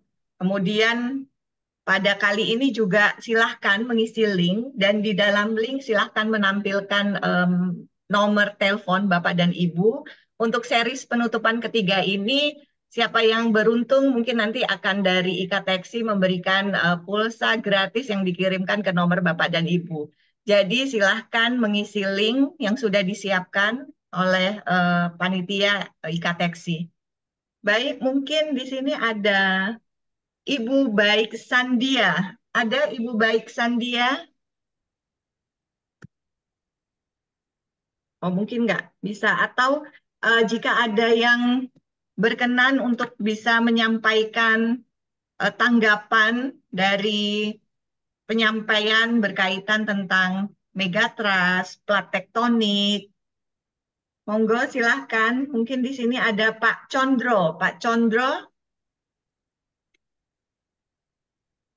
Pak Condro, Pak Itu Condro mana ini? ya itu ada Bu Wulan itu apa Wulan kita yang sekarang di Jepang juga atau gimana Ibaraki. tuh ya? Halo, Halo? Pak Ada Wulan. Pak Suparwoko juga ada ini, silahkan. Ada Pak Suparwoko Bu atau Anin, yang Bu Anin, Bu Anin. ya, Sebelumnya, gimana? sebelumnya saya mohon maaf nggak bisa nanti sampai akhir, nggih. Iya, Sudah baik, malam, ya ada ya tidak baby. masalah Bu Yuna, kami yang Iya, mengucapkan maaf. terima kasih sekali. Tapi Iya, bisa matur ditunggu nuwun. sebentar untuk Oh, boleh, partisipasi dari boleh. peserta dulu. Ini ada Pak Condro sudah open cam, Bapak. Selamat malam Pak Condro. Salam kenal dari kami dari Jogja. Suara Pak Condro tidak terdengar, Pak. Apa Bu Yuna dengar? Nggak Ini dengar beliau ini. sudah Enggak bicara. itu. Enggak itu. Mas Beliau sudah Con- open cam dan sudah bicara. Mas Condro itu dari Cianjur. Oh iya, Wah, dari Cianjur itu Cianjur. kami Pernah waktu terjadi itu ke gempa Cianjur. Cianjur ya, Prof ya. Ya, Bu Yuna Ya, ya. Ya, waktu gempa. Sepertinya ininya rusak apa? Atau ada gangguan Ada suara? gangguan. Ya, itu ada gangguan. itu Suaranya tidak. ada Wulan itu Wulan kita atau Wulan yang lain itu Oh ya? iya, Wulan. Bu Wulan, monggo Bulan. silahkan. Kok namanya sama itu apa Wulan Iya, kita yang namanya. di sana atau Ada Bu Wulan di sini. oh oh Saya bisa tanya, mohon maaf. oh Oh ya iya, itu. silahkan. Ya, saya di Jogja ini. Saya Oh Oh, kawannya, iya, saya kawannya Pak Supriyatno. iya oh, silahkan. oh. Pertama, saya ingin sampaikan bahwa eh, yang selalu saya catat adalah dalam mitigasi kita itu selalu manajemen mitigasi itu selalu boleh dikatakan gagal gitu ya. Sejak dulu tuh sejak tahun 2004 Aceh tsunami itu sempat 3 sampai 5 hari itu nggak bisa diapa-apakan itu orang-orang pertolongannya itu. Kemudian juga beruntun gempa Jogja, lalu gempa Sukabumi, Pelabuhan Ratu, sampai dengan gempa Cianjur kemarin. Itu korbannya juga selalu banyak gitu. Jadi eh, kenapa ya kita selalu gagal dalam hal itu ya? Padahal eh, apa namanya edukasi tentang gempa itu selalu dilaksanakan seperti yang malam ini kita adakan gitu. Saya juga pernah mengalami gempa 8,5 skala Richter di Aceh. Saya ada di sana waktu itu 11 April tahun 2012. Saya di sana waktu itu. Hmm. Tapi rumah yang rubuh waktu itu nggak ada, hampir nggak ada di Aceh itu. Saya, kebetulan posisi saya di Aceh Barat Daya waktu itu ya. Nah, apakah memang karena struktur bangunannya tahan atau bagaimana sih juga nggak tahu. Ataukah memang kedalamannya lebih dalam atau lebih dangkal dari gempa tahun 2012 tanggal 11 April itu. Tempo.com menyatakan 8,5 SR itu waktu itu. 11 April 2012. Dan saya merasakan betul tuh getarannya sampai kami lari semua ke kantor bupati ya, ke agak berbukit sana, berlindung di sana takut ada tsunami gitu. Sekitar 3 sampai 5 menit itu bergerak terus itu, goyang terus. Cuman memang bukan vertikal goyangnya, dia horizontal gitu. Nah, kalau info yang saya dapat dulu kan Jogja tuh memang vertikal tuh, vertikal goyangnya itu kalau nggak salah 2006 ya. Nah, satu hal yang saya ingin tanyakan, baik pada Prof. Widodo ataupun tadi Bu Yulinar ya, Yuna. Yunalia, Pak. Yunalia. Nah, sampai sejauh mana ini kira-kira kita atau Pemda atau stakeholder yang terkait menyiapkan masalah ini, terutama tentang manajemen mitigasi bencananya itu. Karena memang gempa itu nggak bisa diprediksi, kemudian juga kita juga nggak bisa memperkirakan sampai sejauh mana kesiapan masyarakat untuk menerima itu gitu. Nah, contohnya kan kemarin terakhir kita gempa digoyang agak keras tuh 5, sekian skala Richter, itu kita semua sudah lari keluar itu. Nah, itu yang mau saya tanyakan Pak Prof. Widodo dan Bu Yulinar, bagaimana ya mengenai persiapan mitigasinya itu. Terima kasih. Monggo Bu Yuna. Profit dulu aja lah, monggo Prof. Bu Yuna, Bu Yuna dulu. Saya kan melengkapi. Oh, silakan, silakan. Tadi kan ada yang di Jepang begitu-begitu. Monggo. Monggo Bu Yuna, Oke. ini Profit memberikan kesempatan, ini jarang-jarang loh kita dikasih kesempatan Profit. Ya, ini Monggo. masalahnya kebetulan tadi kan kaitannya dengan gempa yang pernah dialami oleh beliau ya waktu itu ya. Kenapa kok beda dari yang sebelumnya dan ternyata rumahnya nggak rusak begitu ya. Kebetulan kan karena kami nggak tahu ya, mungkin data yang ada di sana atau mungkin rumahnya memang sudah didesain sesuai dengan kaidah tahan gempa. Ya, sehingga akhirnya ketika terjadi gempa, ya rumahnya tidak membuat menjadikan tambahnya korban kan seperti itu ya. Tapi saya nggak tahu karena lokasinya di sana dan saya tidak ada punya pengalaman di sana begitu nggak Pak. Tapi memang kalau kita melihat secara umum ya Pak Ibu, tadi yang disampaikan kok gagal ya mitigasi kita ya persiapan kita kok selalu gagal seperti itu. Oke. Mungkin ada beberapa persen yang berhasil nih Bapak Ibu. Cuma memang kuncinya kalau saya tadi sampaikan kalau di Jepang itu karena memang orangnya disiplin dan taat tata tertib kebanyakan seperti itu. Oke. Jadi ketika sudah diberikan apa namanya panduan dan mungkin di sana juga lengkap begitu ya. Bahkan apa ya, sampai ke ponselnya pun semua sudah terinstall aplikasi warning ya, early warning system ya. Sehingga ketika terjadi ya langsung bunyi semua itu HP itu ya. Kalau di kita kan kadang ada yang tahu, ada yang enggak kan begitu nggih. Di sana sudah tahu semua. Dan ketika memang alarm bunyi itu kita langsung melihat, kita harus lari kemana sih? Gitu. Ada tempat-tempat titik kumpul dan seterusnya. Ya. Dan kemudian selain itu juga informasi di sana itu sangat cepat ya untuk bisa diakses ya. Baik itu ketika daily ya biasa begini ataupun ketika kondisi darurat dan terjadi bencana. Ya. Nah, mungkin juga yang harus kita tiru memang karena di sana itu sudah kurikulumnya itu dari kecil ya, sehingga hal itu sudah Dari PAUD. menjadi iya dari semenjak dia usia dini, jadi udah apa ya ibaratnya sudah terlatih ketika terjadi Sudah hal jadi seperti budaya. ini saya harus gimana gitu kan. Iya, jadi sesuatu yang berulang-ulang kan lama-lama menjadi habit ya, akhirnya Ya, menjadi habit. karakter ya kan? Ya. Berbeda dengan kalau kita tidak semua loh Bapak Ibu. Dan mungkin saya nggak tahu, kalau di UII Alhamdulillah kita ada mata kuliah ilmu kebencanaan begitu nggih. Kemudian ada ini juga. Nah ini juga salah satu upaya mitigasi ya, kita meningkatkan kapasitas dengan adanya ini ya apa namanya seminar atau webinar ini gitu nggih. Jadi kita Ya. jadi lebih tahu. Itu juga salah satu meningkatkan kapasiti sehingga risikonya bisa terkurangi. Nah, kalau tadi disampaikan gimana Pemda, pemerintah daerah dan seterusnya. Sebenarnya kalau sejauh yang kami tahu, ya Bapak Ibu, nah ini kebetulan Prof itu juga, Bu Hanin juga kemarin, bahkan kita juga ada BIMTEK ya untuk Citupasna dan seterusnya kan begitu ya. Sebenarnya sudah ada pelatihan-pelatihan juga di level apa namanya BPBD seperti itu, nggih. Itu juga sudah ada. Tagana juga sudah ini Bapak Ibu ya, tim reaksi cepat juga sudah ada di tempat kita ya, seperti itu ya. Cuma mungkin kalau yang saya lihat di sini adalah tingkat kesadaran memang belum sepenuhnya sama seperti Jepang. Bukan berarti membandingkan ya, tapi memang seperti itu ya. Ada yang masih pakai paradigma lama. Kalau belum terjadi, yo nggak perlu siap-siap. Ada yang seperti itu. Setelah terjadi baru bingung menangani. Ya itu masih paradigma lama. Ya harusnya kalau sudah pakai paradigma baru, kita sudah bukan berpikir seperti itu, tapi kita berpikir upaya preventif ya, mitigasi ya. Ya sama ketika saya ngajar di kelas gitu ya, terkait dengan kebencanaan gitu.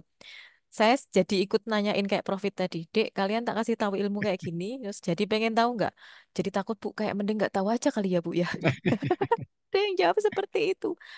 Nah padahal kalau semakin nggak tahu berarti semakin apa persiapan yang bisa disiapkan kan begitu. Ya, ya itulah nih Bapak Ibu. Walaupun sebenarnya kita tahu ya bahwa memang gempa itu tidak bisa diprediksi secara pasti ya. Tapi kan kita tahu bahwa kita punya kewajiban untuk berikhtiar ya, kita berusaha ya. Dan itu semua harapannya bisa di semua level ya, dan mulai dari dini itu tadi ya. Tapi di kita kayaknya belum. Oke. Bahkan mungkin ada beberapa ya SD atau SMP yang bukan memasukkan, tapi ada beberapa yang kita diundang untuk yuk simulasi bareng misalnya gitu, yuk ngisi gitu ya. Tapi belum terintegrasi kurikulum kebencanaan itu mulai dari usia dini sampai ke eh, perguruan tinggi ya. Jadi saya rasa kok penting ya, kalaupun enggak ya paling enggak kesadaran ini harus muncul ya secara pribadi ya, ini kesadaran pribadi karena disaster is everybody's business ya. Jadi ini adalah tanggung jawab kita semua juga ya. Jadi sangat penting sekali. Jadi tadi kalau disampaikan iya memang beberapa gagal gitu ya, tapi ada juga yang berhasil ya Bapak Ibu. Ya mungkin kalau yang kayak di gempa Jogja kemarin terus akhirnya jadi pembelajaran ya sehingga terus akhirnya ada tim rehab rekon mungkin Bu Ani juga bisa cerita begitu ya Bu akhirnya bisa seperti itu dan yang kemarin itu disoroti bagus itu bahwa di Jogja itu kan ada gugur gunung ya gotong royong ya sehingga terus katanya terus jadi lebih cepat ya ininya apa rehabnya itu ya jadi seperti itu ya paling enggak dari situ ya nanti lama-lama dari kesadaran diri sendiri ya paling enggak kita harus bisa melindungi diri sendiri dulu ya baru kita melindungi yang lain ya saya rasa kalau dari saya itu Bu Hanin mungkin Profit bisa Ya, lebih komprehensif. baik Bu Yuna, terima kasih sekali untuk pencerahannya. Mungkin sudah tidak ada pertanyaan lagi ini Prof. Profit Jadi belum bisa Profit belum lanjut menanggapi. ke Profit langsung begitu.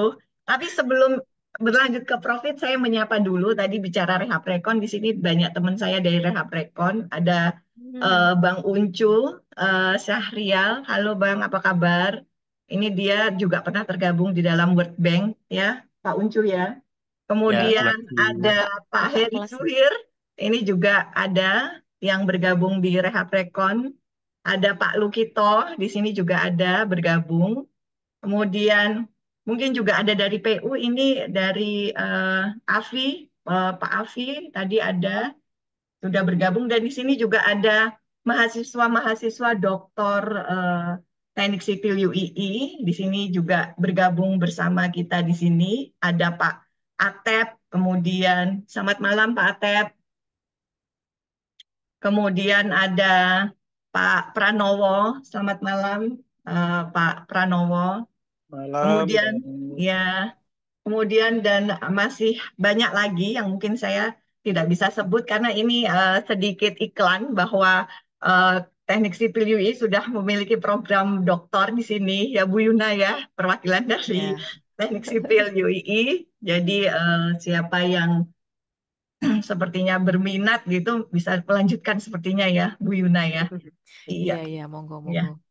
Monggo. Sudah, toh, Mbak? Hah? Sudah, toh, Mbak. Iya, baik. Terima kasih Bu Yuna. Selamat Ya, malam. ya, Iya, matur nuwun sangat Mbak Ibu. Mohon oke. maaf kalau ada salah-salah. Iya, sami-sami Bu Oke, Yuna. monggo dilanjut. Oke. Oke, terima kasih. Monggo Prof. Widodo, bisa kita lanjutkan pencerahan dari Prof. Widodo. Monggo Prof.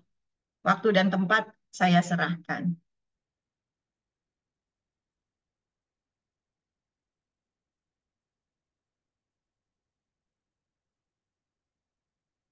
Halo Mas Sondro, ini kan yang dari Cianjur ini udah muncul. Tadi kan eh, diminta apa namanya sih bisa apa keterangan atau mungkin ada pertanyaan atau ada apa-apa saja lah monggo. Itu dulu aja monggo kita berikan waktu seluas-luasnya kepada Bapak Ibu peserta. Sudah bisa suaranya, Pak Condro? Kok belum bisa ya? Tetap nggak bisa, Prof. Beliau. Oh iya ya nggak bisa, Iya, suaranya tetap tidak masuk. nggak bisa masuk. Oke. Halo Mas Sondro, suaranya nggak bisa Iya, didengar ya? Oh Nah, sekarang bisa bisa, sekarang. sekarang iya, bisa. Oke oke oke. Nah, iya, oke. nggih, nggih, Prof. Gitu tuh. Oke. Iya, Assalamualaikum warahmatullahi wabarakatuh. Waalaikumsalam. Iya, sebenarnya, Mas Chandra. nggih, Cianjur agak berbeda ya, Prof ya. Kebetulan saya nemeni Profesor Sawidi di Cianjur 3 kali juga, dan beliau juga membuat suatu aula bangunan ramah gempa di Cianjur. Kemudian mengadakan juga sarisan sama Prof. Sawidi di Cianjur juga pernah sekali, dan menemani beliau keliling-keliling ke daerah yang gempa. Cuma Cianjur agak berbeda, Prof. Jadi Cianjur itu kan banyak lereng Yeah. daratannya. Ya, jadi lereng-lereng itu membawa termasuk membawa bencana. Jadi selain bangunan bangunan rumahnya kurang secara teknis, kemudian karena keadaan alamnya yang curam.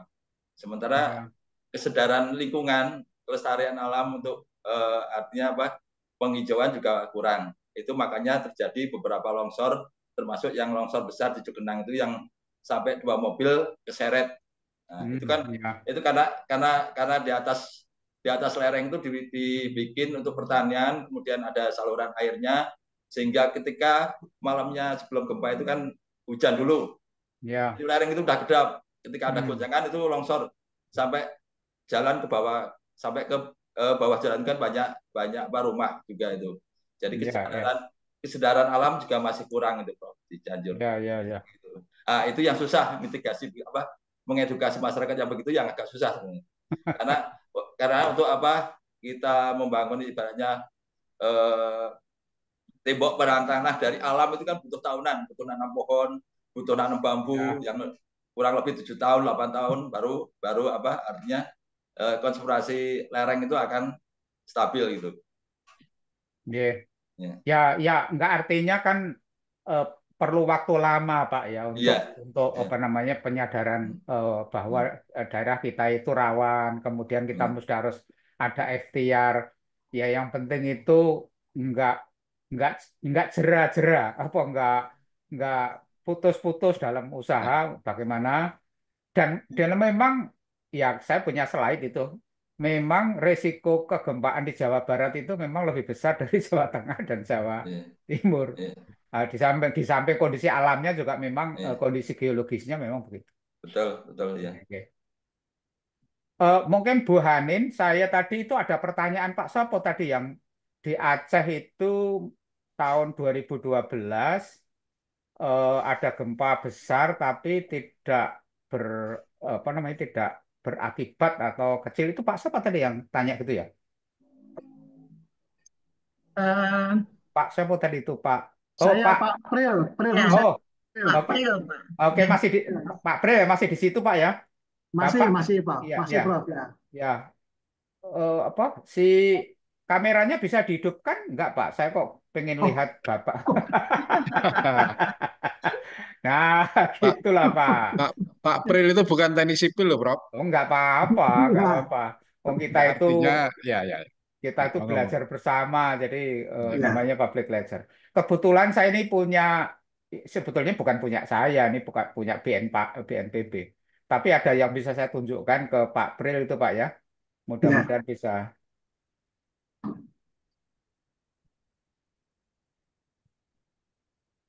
Ini bisa dilihat Pak. Bisa, bisa Pak, bisa. ya, bisa, Nah, bisa. ini yang Bapak tanyakan tuh ya inilah. Ya, betul, ya. Gempa di Sumatera Juli 2012 ya ini ya. Kok Juli? 2012. 2012. Letaknya di sini Pak. Oh, jauh ya berarti ya. Jauh, jadi Hmm. jauh. Jadi kalau Bapak tadi di Banda Aceh mungkin di sini Pak ya.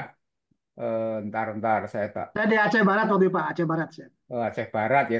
Tapi relatif jauh lah. Ini bisa kira-kira eh, 300 kilometer ini dari Oh, jauh ya. tempatnya. Jauh ya. Jadi Oke, oke. eh, waktu itu memang saya juga eh, bukan bukan curiga ya, tapi menduga juga karena Hmm. dulu waktu ada program Aceh Recovery itu kan saya ikut Pak, Iya, ikut iya. di Aceh. Kita membuat bangunan-bangunan apa namanya rekonstruksi di Aceh gitu ya. Iya, iya. Kita ada berapa dulu sekitar 4 bulan lah kita di sana walaupun gonta-ganti gitu ya. Saya khawatir wah ini kok gempanya besar lagi. Tapi Hmm. ternyata jauh ini sehingga memang betul seperti yang disampaikan Pak April tadi itu Ya. nggak begitu terasa karena memang jauh begitu. Itu Pak Nggih. Hmm. Iya, makasih banyak Prof. Ya. Oke oke oke. Jadi ini sebetulnya ada filmnya ya. Kalau Bapak mau lihat mau dengar itu ya. Itu Hmm. dari saya putar dari awal aja Pak ya. Baik Pak, baik Oke Prof. Ya. oke oke oke. Ini bisa dilihat ini. Bisa, Bisa, bisa, bisa, bisa. bisa, bisa. Nah ini yang di Sumatera itu ya. Ini punyanya apa? BNPB kok ini bukan punya saya. Oke. Nah ini dulu Pak. Pernah terjadi gempa yang di 1797 itu di Padang, Padang. Apa? ya yang di pulau apa nih mana ini? Bukan Siberut ya, pulau apa itu? Di situ. 8,4. Jadi besar Ya, sekali gitu ya. abad Sumatera 18 ya. ya abad ke-18 ini.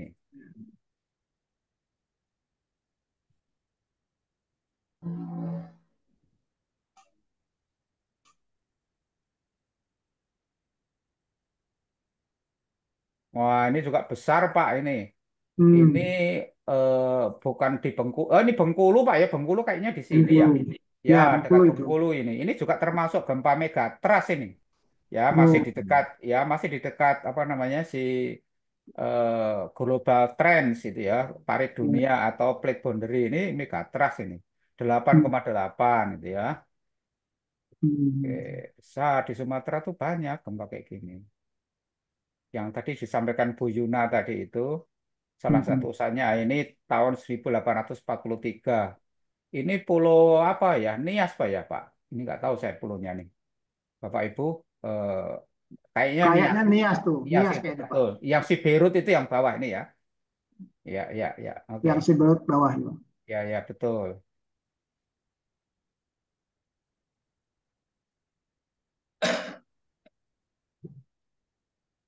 Nah, ini yang di Nias juga ini 1861, 8,5. Besar itu. Besar-besar Ya, ya, ya besar-besar di apa namanya Sumatera. Sumatera itu ya. Ya.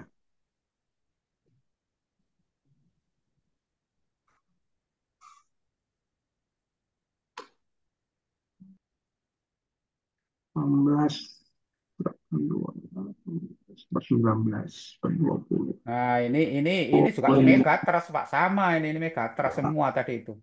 Jadi Ya, kalau masih dekat dengan plate boundary yang merah ini megatrust itu, apalagi gempanya besar, ya, masih ya. besar gempanya itu. Di atas 8 semua ya. Ya di atas 8 semua ini di Ya. Sumatera. Yang di Jawa itu belum pernah, seperti yang disampaikan Bu Hmm. Yuna tadi belum pernah. Ya, ya. Nah ini yang di di eh, darat. di sesar Sumatera itu yang saya sebut Great Sumatera Fault Oh, itu, ini kan pecah ini sebetulnya ini. Ya, oke. 7,6 ini di mana ini ya? Saya nggak tahu, kalau Sumatera saya nggak hafal ini. Tapi ini adalah pecahnya apa namanya, bergesernya Sumatera karena gerakan lempeng yang seperti sampaikan Bu Yuna tadi itu. Sumatera Barat kan ya. Sumatera Ya, Barat bukannya Padang. ya, ya, Sumatera ya, Barat, Pak. ya. Oke. Nah, di di Enggano ya, Pulau Enggano ini dekat dekat anu tadi, dekat Bengkulu ya. Ya, ya. Bengkulu ini 7,7. Ini di Bandar Lampung ya, dekat Bandar Lampung ini. Sesarnya sesar apa ini? Itu bagian juga dari sesar Sumatera itu. Ya, ya. Sumatera ini. Ya, Bandar Lampung. ya itu di darat. Nah, ini 7,7 ini nggak tahu kepulauan apa nih, antara Nias dan Siberut, ini ada pulau-pulau di situ. 1935. Mentawai mungkin Pak itu Pak. Oh iya, Mentawai ya. Oke. Nah, ini juga gitu. Ini adalah yang di sesar Sumatera tadi itu. Hmm. Ini nggak tahu di Padangnya di mana ini. Dekat Padang, utara Padang kayaknya itu. Oke. Yang yang 7 itu besar, Pak. Di Iya, ya di bisa. Jogja itu cuma 6, ini 7 itu besar. Di daerah 7 itu besar. Iya, ya. Ya, besar.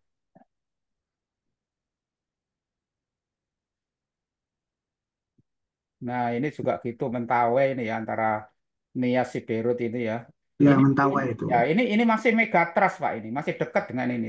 Ya, Oke, masih oke, ya. megatrust ya. Iya, ya. Ya, oke. Mantap.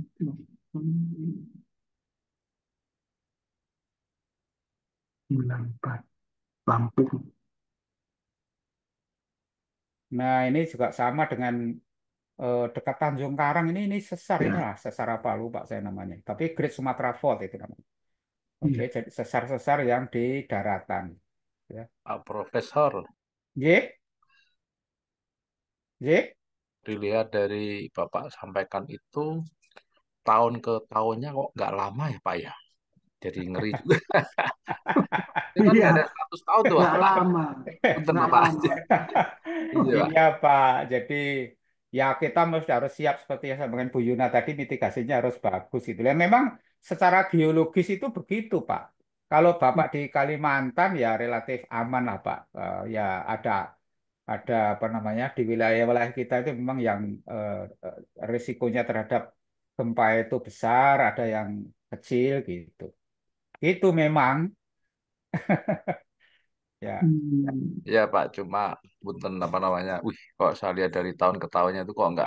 Ini tahun 2000, ini gempa Bengkulu itu yang di Pulau Enggano itu, masih ingat itu. Ini ya sama ini Pak, Megatrust 7,9, masih dekat lah dengan ini, bukan di dekat daratan, itu sudah mungkin eh, yang Benioff yang disampaikan Bu Yuna tadi itu, kalau sudah dekat dengan daratan, karena sudah agak dalam. Tahun 2000. Wah, ini 2002, ini di Semelu, Pulau Simelu Pak. Simelu, ya. Simelu ini, Simelu. Simelu ini. Simelu. Sebelum gempa 2004 itu kayaknya sudah didahului, Ya, cuma Simelu. kita nggak begitu sadar itu ya.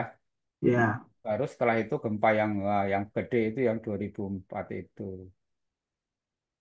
Nah, yang ini Pak, Wah, ini yang gempa 2004 iya. itu yang ini segini ini. Jadi di utara Simelu itu rentetan gempa, eh, gempa susulannya atau pecahnya Hmm. ini itu sampai di Pulau Andaman. Yang Andaman ini kan wilayahnya India itu, Ya. sana itu. Ya, ini Andaman ini sudah India ini. Yang 9,1 ya. ya yang ini dari sini ke sini sudah 1.200 kilometer Pak. Jadi wah, panjang sekali. Ya, panjang sekali. Sebetulnya nanti di materi keempat itu ada cerita gitu agak lengkap. Ini filmnya dulu aja lah. Ya, 2004 gitu ya. Terus nanti 2000 yang Bapak sampaikan tadi, 2012 tadi. 2005, nah ini dulu Hmm. Di eh, apa namanya 2005 itu kan 8,6 itu di Pulau eh, Siberut, Beirut itu ya. Siberut. Nah, si Beirut itu, si Beirut itu. Nias Nias yang bawah kok. Nias itu yang Oh, yang oh yang ya, bawah yang ya. atas Nia, oh ya, yang yang Nias yang bawah apa itu? Nah, Nias yang bawah ini si Beirut ya. Oke. Ya, Siberut. Nah, itu besar memang dulu bertahun-tahun ini terus 26 di Yogyakarta itu. Iya, iya, iya. Pak Profesor, Oke. itu kan kalau dilihat dari Bapak sampaikan tadi ya, dari tahun ke tahun, dari tahun 19 berapa tadi, terjadinya gempa banyak di Sumatera ya. Ya, oke. Nah, di Jawa malah punten agak jarang gitu kan. Oke. Nah, saya jadi punten, wah mengerikan juga ya. Ternyata di daerah Sumatera itu ada lempeng-lempeng yang sangat mengerikan, mungkin bergerak di dalam kali ya. Ya, nggak Nah, usah itu takut, juga. Pak. Nggak usah Iya, takut ya rumahnya Sumatera ya udah tinggal Sumatera asal rumahnya nanti dibangun tahan gempa itu insya Allah lah. Jadi Hmm. ya ini kita kita tidak berarti nakut-nakuti loh Pak ya. Jadi iya, Pak. ini fakta ya kita mesti harus siap-siap gitu ya. Iya, iya. Nah, gitu 2005. Sesak napas dengernya nih. Ini 2007. Ini 2007 ini juga disesar di Iya, daratan gitu ya 6,4 itu cukup besar 6,4 gitu. iya, Ya, iya. Kebusta. ya. Ini Bapak kalau Bapak lihat patahnya Sumatera itu kan kelihatan Pak ya nih ya. Iya, Ini loh. kelihatan, kelihatan, Ah Pak. ini sesar namanya sesar besar Sumatera atau Great Sumatera Fault itu ya ini Iya, iya, iya. ya pada penjelasan sebelumnya sudah saya jelaskan bahwa ini karena ada gerakan lempeng Australia itu terhadap ini tidak tegak lurus sudah saya jelaskan sebelumnya sehingga ada unsur subduksi dan unsur geser sehingga pecah ini. Nah, ini. Iya, iya, iya. Kelihatan ini dari ini kelihatan. Nah, ini sepanjang. Oke. Sampai di Hmm. Tanjung Karang tadi itu. Iya, iya. Ya, ya. Nah, ini kan sampai bawah kelihatan ini. Hmm, Nah, hmm, hmm. sampai sini, sampai sini, sampai sini. Oke. Nah, ini 2007, 2008 ya. Nah, ini kalau nggak salah ya di dekat Bengkulu. Bengkulu kan sini ya. Ini agak selatannya sedikit itu. Oke, 2009. Nah inilah yang ini bukan megatrust, Pak. Jadi Iya. gempa Padang itu 90 kilometer ini sudah masuk kategori Benioff. Jadi gempa yang sudah agak dalam, mesti sudah agak dekat dengan daratan. Hmm. Nah, sudah agak daratan ini. Ini yang gempa tahun 2009 yang 90 kilometer dalamnya tadi itu. Bukan megatrust itu.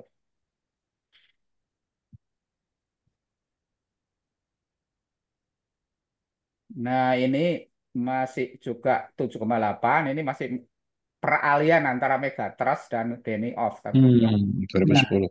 2010. Sering ya Pak ya? Bapak saya lihat. Iya, Sering, Kalau nggak ngelihat kayaknya juga nggak ini, tapi kok lihat kok betul. sering ya. Nah, ya. sering, sering Sumatera itu ya. Iya, Sering. Pak. Makanya punten itu apa namanya dari Sumatera mau ke arah Jawa Barat ini, Serang ya. Oh, Ini ada juga 2010 di situ, gitu ya. nah, ngeri.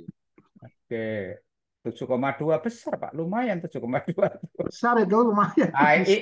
Ini bukan, ini sebetulnya kalau dilihat kedalamannya ini sudah di perbatasan ini Pak. Bentar. Oh, Ini ya. 45 Dalamnya kilo. 45. Kalau secara teoritik ini masih Hmm, masuk kategori megatrust Megatrans. karena para ahli itu menetapkan megatrust itu 50. kurang dari 50 gitu ya. Ini begitu. Jadi ya walaupun dekat tapi masih apa namanya relatif dangkal karena 45 kilometer gitu ya. Oke. Yang 2012 yang ini masih ada lagi nih. 2010. Ush. Nah, ini Dekat-dekat itu. ya ini megatrust jelas ini. Iya, Ya iya, itu di Megatron. Bengkulu itu ya ini 20 kilometer 7,8 gitu ya. Oke. Oke. Terus 2012 yang Bapak tadi, yang itu tadi. Oh, ini masih ada lagi. Ini gempa di bukan di anu loh, ini di Melaboh kok ya ini ya. dekat Melabuh kok ya ini. 6,7 ini 91 ini sudah agak dalam ini Benioff ini. Bukan, itu Sumatera Utara masih Pak itu. Oh, Sebelah Sumatera Utara ya. baratnya ya. Ya, Sebelah ya, barat. ya. Sebelah baratnya. Nah, ini yang tadi Bapak tanyakan Ya, tadi itu yang 2012 ini ya. Nanti cukup ada jauh ya. jauh Pak di sini ya, makanya Bapak katakan tadi itu dampaknya kecil gitu ya karena jauh ya.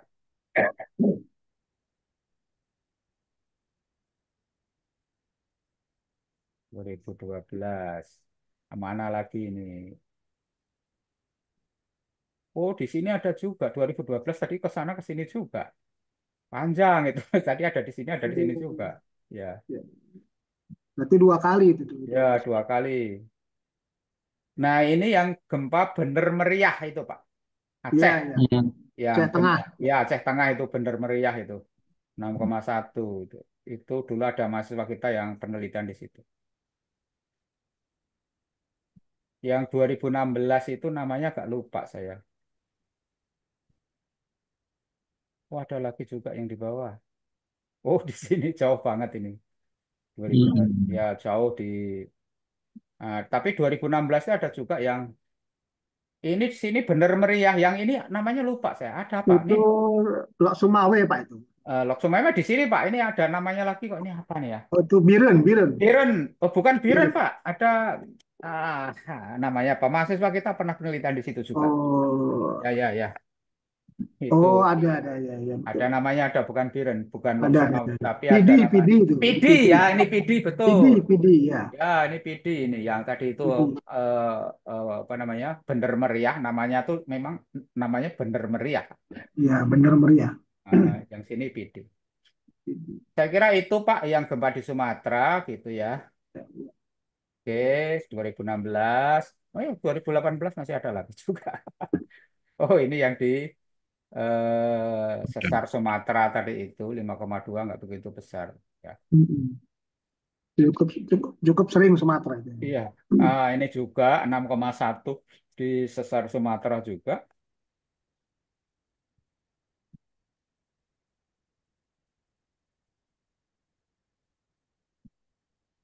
Nah, ini 2022 ada juga di sini juga Hmm. 6,7 gitu ya. Hmm. Sumatera gitu. Ini udah selesai Pak ya. Oh, ini 2036 maunya. Tapi kan belum. Belum ini.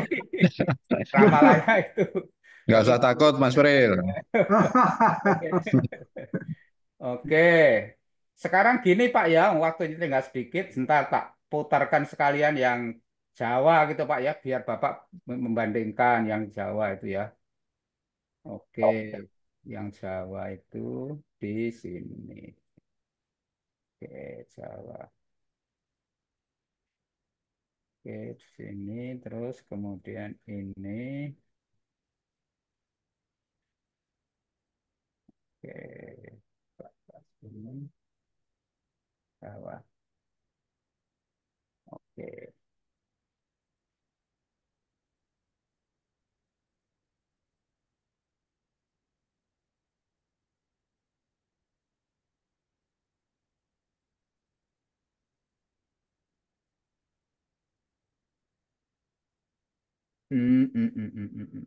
Mana tuh? Terus Jawa. Oke. Bapak sudah lihat ini? Halo? Ya, Sudah halo Bapak. kelihatan. Ya, ya ini Jawa ini. Kelihatan. Oke, Jawa ya. oke.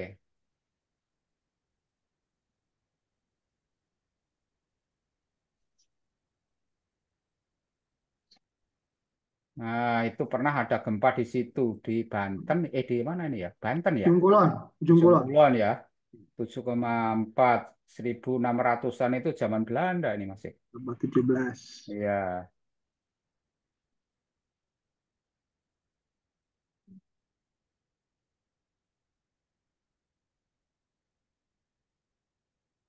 Ini Pak, sebelum nanti ada gempanya, kita tunjukkan Pak ya.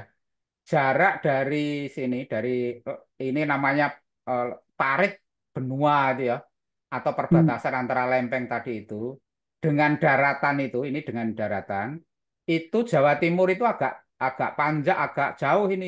Jawa Tengah juga agak lumayan jauh. Jawa Barat Hmm. itu deket, Pak. Ini yang membuat dari Mas Sondro tadi ya. Ya, Prof. Ya, Ya, Prof. jadi ini deket ini ya. Ini lebih berbahaya dari sini saja lebih berbahaya. Ini kan jauh ini. Seandainya ada gempa megatrust di sini, itu ini udah 250 kilometer jaraknya. Tapi yang Hmm. Jawa Barat ini 170-an kalau nggak salah itu. Ya, Jadi Prof. relatif dekat. Jadi ya memang secara geologis itu ya, secara tektonik itu ya, ini memang Jawa Barat itu eh, berkemungkinan menjadi lebih berbahaya daripada Jawa Tengah dan Jawa Timur gitu. Ini baru ngelihat dari sini. Oke. Duh, saya di Jawa Barat ya, Prof. Nggak apa-apa lah Pak, tenang aja. Bangunannya diperbaiki. Ini Pak, ini tahun 1780. Ini yang gempa megatrust di Jawa. Ya, di Jawa. Tapi ya masih zaman Belanda nih ya, 1700 ini abad ke Belanda itu ya, abad ya, abad 18. ke-18 itu. Pernah terjadi, Mang. Ya sekali itu, tapi sampai sekarang belum. Mudah-mudahan enggak lah. Mudah-mudahan enggak gitu ya. Nanti Hmm. yang lainnya itu relatif kecil lah. Ini. Artinya enggak sampai 8 sekian. Ini yang dulu berkali-kali saya sampaikan, ini yang gerakan lempeng Australia terhadap Jawa itu hampir tegak lurus. Makanya di Jawa itu tidak ada sesar yang Hmm. memanjang yang masif gitu loh maksudnya. Walaupun sebetulnya ada back arch tadi yang disampaikan Bu Yuna tadi, tapi tidak seperti Sumatera tadi ya. Sesar Lembang ada Pak ya? Gitu. Ada Pak, ada Pak. Ada Lembang ada. Nah ini pernah di Betul ya. Bogor itu tahun segitu juga ada gempa Ya, 1834. ya betul. Ya, tuh. Makanya ya sampai sekarang ya orang masih apa? Nah eh, ini selat ini dalamnya nggak diketahui gitu ya 1840. Ini pengaruhnya sampai ke Jawa Tengah ini, tapi kedalamannya kok nggak ditulis gitu ya. Kemudian ya 7, artinya nggak 8 hanya satu tadi itu. Nah ini juga cuma 7,8, ini 33, ini masih Hmm. kalau kategorisasinya masih megatrust karena kurang dari 33 tadi. Oke.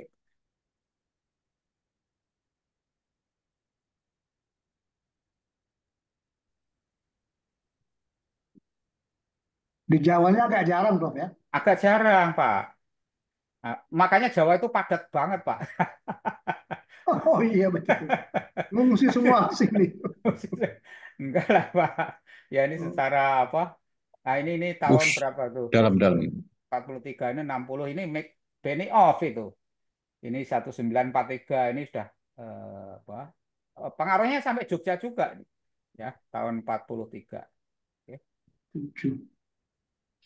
cukup besar. Nah, ini ternyata di Tuban itu pernah ada gempa 1960, 6,6 besar. Yang kedalamannya juga nggak dalam 60 itu termasuk nggak dalam utamanya ada di sini. Ternyata Jawa Timur itu juga pernah ada gempa yang apa cukup besar 6,6 di daerah Tuban.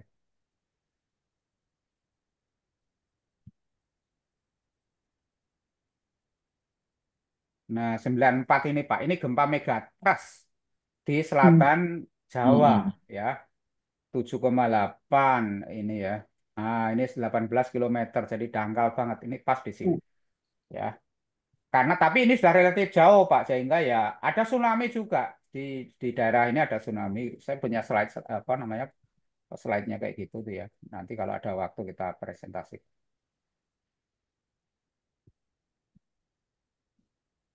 99 itu di mana? Oh, ini di ujung kulon ini ya. Oke. 2006 di Yogyakarta. Ini Pak di Yogyakarta. 2006. Ya, 2006. Dangkal. Ya, Dangkal 15. Nah, ini 2000 ini gempa Pangandaran dulu, Pak. Ini megatrust ini. Yang Ya, ada itu pernah. tsunami itu ya. Ya, ya, Yang betul. ada tsunami di itu. Yang tahun 1700 tadi itu agak ke sini dikit, ya, agak ke sini dikit. Hmm. Ya. Nah, 2009 ada di situ gitu ya. 2010 ada di situ ya, 65,1 nggak begitu besar. Jawa Barat kan agak relatif sering. Nah, di situ itu ini Jawa Barat juga kalau ini. Ya. Ya, Mm-mm. ya, ya, ya.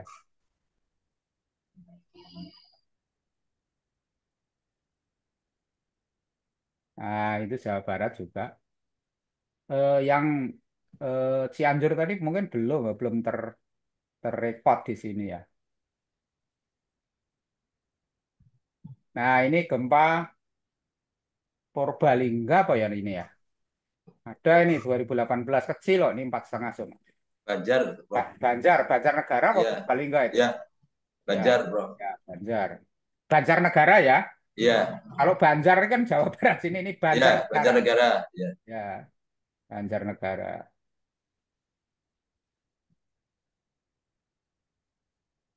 Nah, itu di Selat Sunda gitu ya.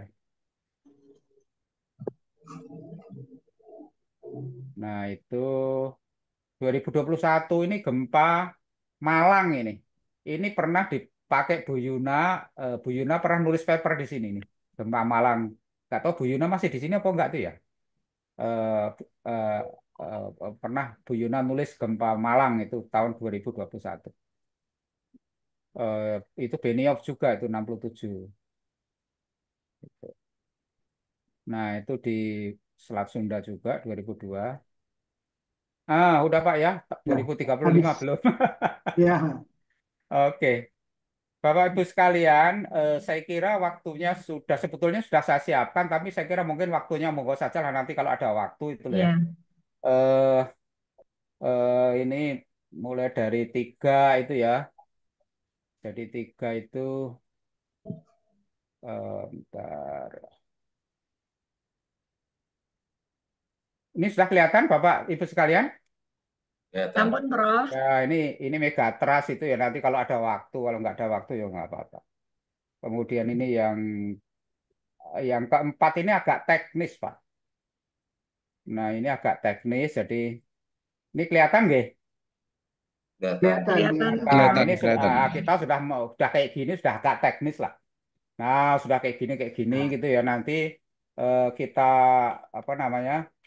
Ini kayak gini sudah agak teknis ini. Ini apa namanya eh, ini tadi yang 94 tadi bagaimana kita tuh tsunami gitu ya. Tsunami. Nah, ini tsunami. Nah, ini kalau ada apa? Si batimetri nanti bisa dihitung ini eh, berapa menit apa namanya tsunami itu sampai daratan gitu ya. Bisa dihitung gitu ya. Tapi ya monggo nanti kalau ada waktu. Monggo. Terus kemudian yang kelima itu ada yang public lecture.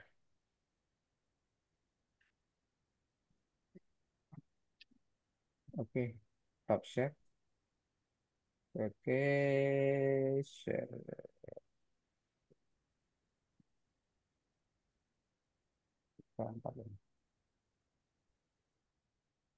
Sudah kelihatan Bapak Ibu sekalian? Sampun Prof. Nah, sudah, jadi Sampun, ini sampun, saya cuma sampun. nunggu aja. Kalau ada waktu, ini monggo silahkan aja. Nah, sekarang udah jam 9 gitu ya, saya cuma mengantarkan, sudah lewat 6 menit malah bahkan. Monggo waktunya saya kembalikan ke Bu Hanin. Monggo. Ya, baik Prof. Terima kasih.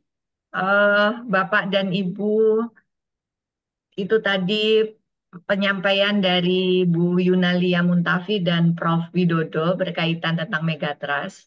Mungkin masih bisa jika ada yang ingin bertanya dan ingin berdiskusi bersama di kesempatan kali ini, tetapi kalaupun tidak memungkinkan, maka silahkan Bapak dan Ibu mengisi link yang ada untuk kedepannya berkaitan tentang saran dan pencerahan atau eh, mungkin usulan berkaitan tentang tema dan topik di seri selanjutnya. Atau mungkin nanti akan dilanjutkan lagi tentang terkait megatrust atau terkait tentang sampah atau tadi sudah disampaikan tentang bagaimana motivasi di dunia ke teknik sipilan, di dunia konstruksi dan lain sebagainya. Monggo Bapak dan Ibu bisa mengisi di link presensi. Baik, Bapak dan Ibu, itu tadi penyampaian dari Bu Yunalia dan Prof. Widodo, sehingga megatrust itu adalah plat tektonik yang bergerak, yaitu penunjaman dari plat Indo-Australian terhadap plat Eurasia, yang mana dia bersifat dangkal, yaitu kurang dari 50 kilometer, yang berada di sepanjang selatan wilayah Pulau Indonesia, di mana di situ terdapat zona subduction yang selalu bergerak, dan hal tersebutlah yang menyebabkan adanya kejadian gempa-gempa megatrust seperti yang sudah disampaikan oleh Prof. Widodo dari tahun ke tahun, sehingga memungkinkan terjadinya periode ulang terhadap gempa-gempa di sepanjang zona subduction tadi. Terima kasih Bapak dan Ibu atas perhatiannya. Sebelum saya tutup, saya berikan kepada Pak Supri. Monggo silahkan untuk menutup series 3 pada hari ini. Terima kasih. Terima kasih Bu Anin sebagai moderator. Pertama-tama saya banyak mengaturkan terima kasih pada Prof. Widodo sudah sampai 3 kali mengisi pencerahan ini, kalau bahasanya Bu Anin, dengan baik. Dan rata-rata kawan-kawan yang ikut webinar ini rata-rata puas, rata-rata seperti itu. Juga saya terima kasih pada Bu Yuna, Sambung Mitah juga, yang juga sudah memberi pencerahan pada webinar Megatrust ini. Ternyata Megatrust sudah berkali-kali terjadi, dan alhamdulillah kita dikasih keselamatan. Kalau kita lihat tadi dari Sumatera ada, di Jawa juga ada, cuman intensitasnya tinggi di Sumatera, sebagaimana dijelaskan Prof. Widodo. Saya sebelumnya memang karena nggak tegak lurus, kalau Jawa kan tegak lurus. Nah, yang lainnya adalah bagaimana budaya Jepang itu menjadi referensi kita. Ini peluang luar biasa bagi pegiat lembaga swadaya masyarakat. Ternyata penyadaran di Jepang mulai dari PAUD, Sementara kalau kita itu terlalu lama menyadarkan, simulasi, merasa nggak ada manfaatnya. Budaya kita masih seperti itu. Jadi budaya penyelamatan atau mitigasi itu sebuah budaya, nggak bisa di-drill dalam satu waktu, tapi sejak kecil terus-menerus sehingga menjadi sebuah budaya. Intinya itu. Dan insya Allah IKTeksi akan memberikan tema-tema yang menarik yang kita angkat dari masyarakat, kemudian kita bawa ke ranah seperti ini. Sekali lagi saya terima kasih sekali pada kawan-kawan yang sudah bergabung 3 kali, dan mudah-mudahan apa yang disampaikan oleh Prof. Widodo, Bu Yuna, Bu Mitah bermanfaat bagi kita semua. Dan sebagaimana disampaikan tadi Prof. Widodo sama Mbak Anin, moderator, ada kalanya nanti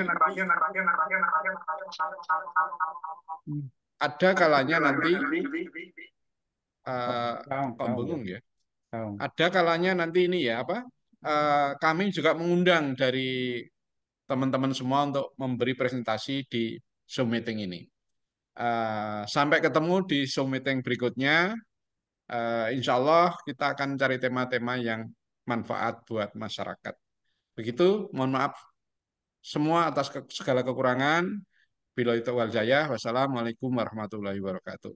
Monggo, Bu Anin. Waalaikumsalam warahmatullahi wabarakatuh. Waalaikumsalam warahmatullahi wabarakatuh. Terima kasih. Baik, Bapak dan Ibu, untuk yang ingin mendapatkan sertifikat, tidak lupa saya sampaikan lagi, silahkan menghubungi 0812 278 0333, ada di chat dari Pak Farid ya, dan tim akan menuliskan di chat 0812 278 0333. Terima kasih kepada semua yang sudah bergabung. Oh, ini ada pertanyaan, mohon mengenai webinar selanjutnya informasi lebih masif lagi, seperti alumni angkatan muda-muda belum banyak yang bergabung. Iya, baik Pak Muhammad Dhani Taufik, akan kami follow up untuk feedback selanjutnya. Ini akan kami hadirkan, angkatan muda-muda juga akan kami ikutkan sertakan di sini. Di sini juga ada Bapak, mungkin di sini ada teman-teman kita fresh graduate di sini, mungkin di sini ada ya Pak, ada banyak ya. Di sini ada beberapa yang masih muda-muda juga ada. Monggo silahkan bisa di next pertemuan bisa memperkenalkan diri. Di sini intinya kita tidak hanya narasumber saja yang berbicara, tetapi kita inginnya kita berdialog bersama sehingga kita bersama-sama bisa saling memberikan hal-hal baru yang kita tahu seperti itu sehingga saling menjadi suatu momen pengkayaan buat kita bersama. Kalau bagi yang ingin memberi masukan tetapi tidak melalui langsung menyampaikan bisa menulis di chat di dalam Zoom series berikutnya.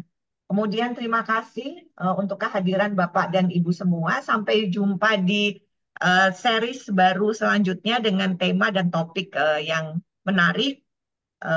Dari saya mengucapkan terima kasih. Wabillahi taufiq walhidayah. Wassalamualaikum warahmatullahi wabarakatuh. Waalaikumsalam warahmatullahi Salam wabarakatuh. Matur nuwun, sampai ketemu di lain kesempatan. Waalaikumsalam warahmatullahi wabarakatuh. Turun, Terima Prof. kasih, Pak Turun, Prof. turun. Pak Tatang, matur Selamat nuwun. malam, sehat selalu. Ya, terima Amin. kasih Pak Heri sudah bergabung lagi. Ya. Jangan Ya. bosan-bosan.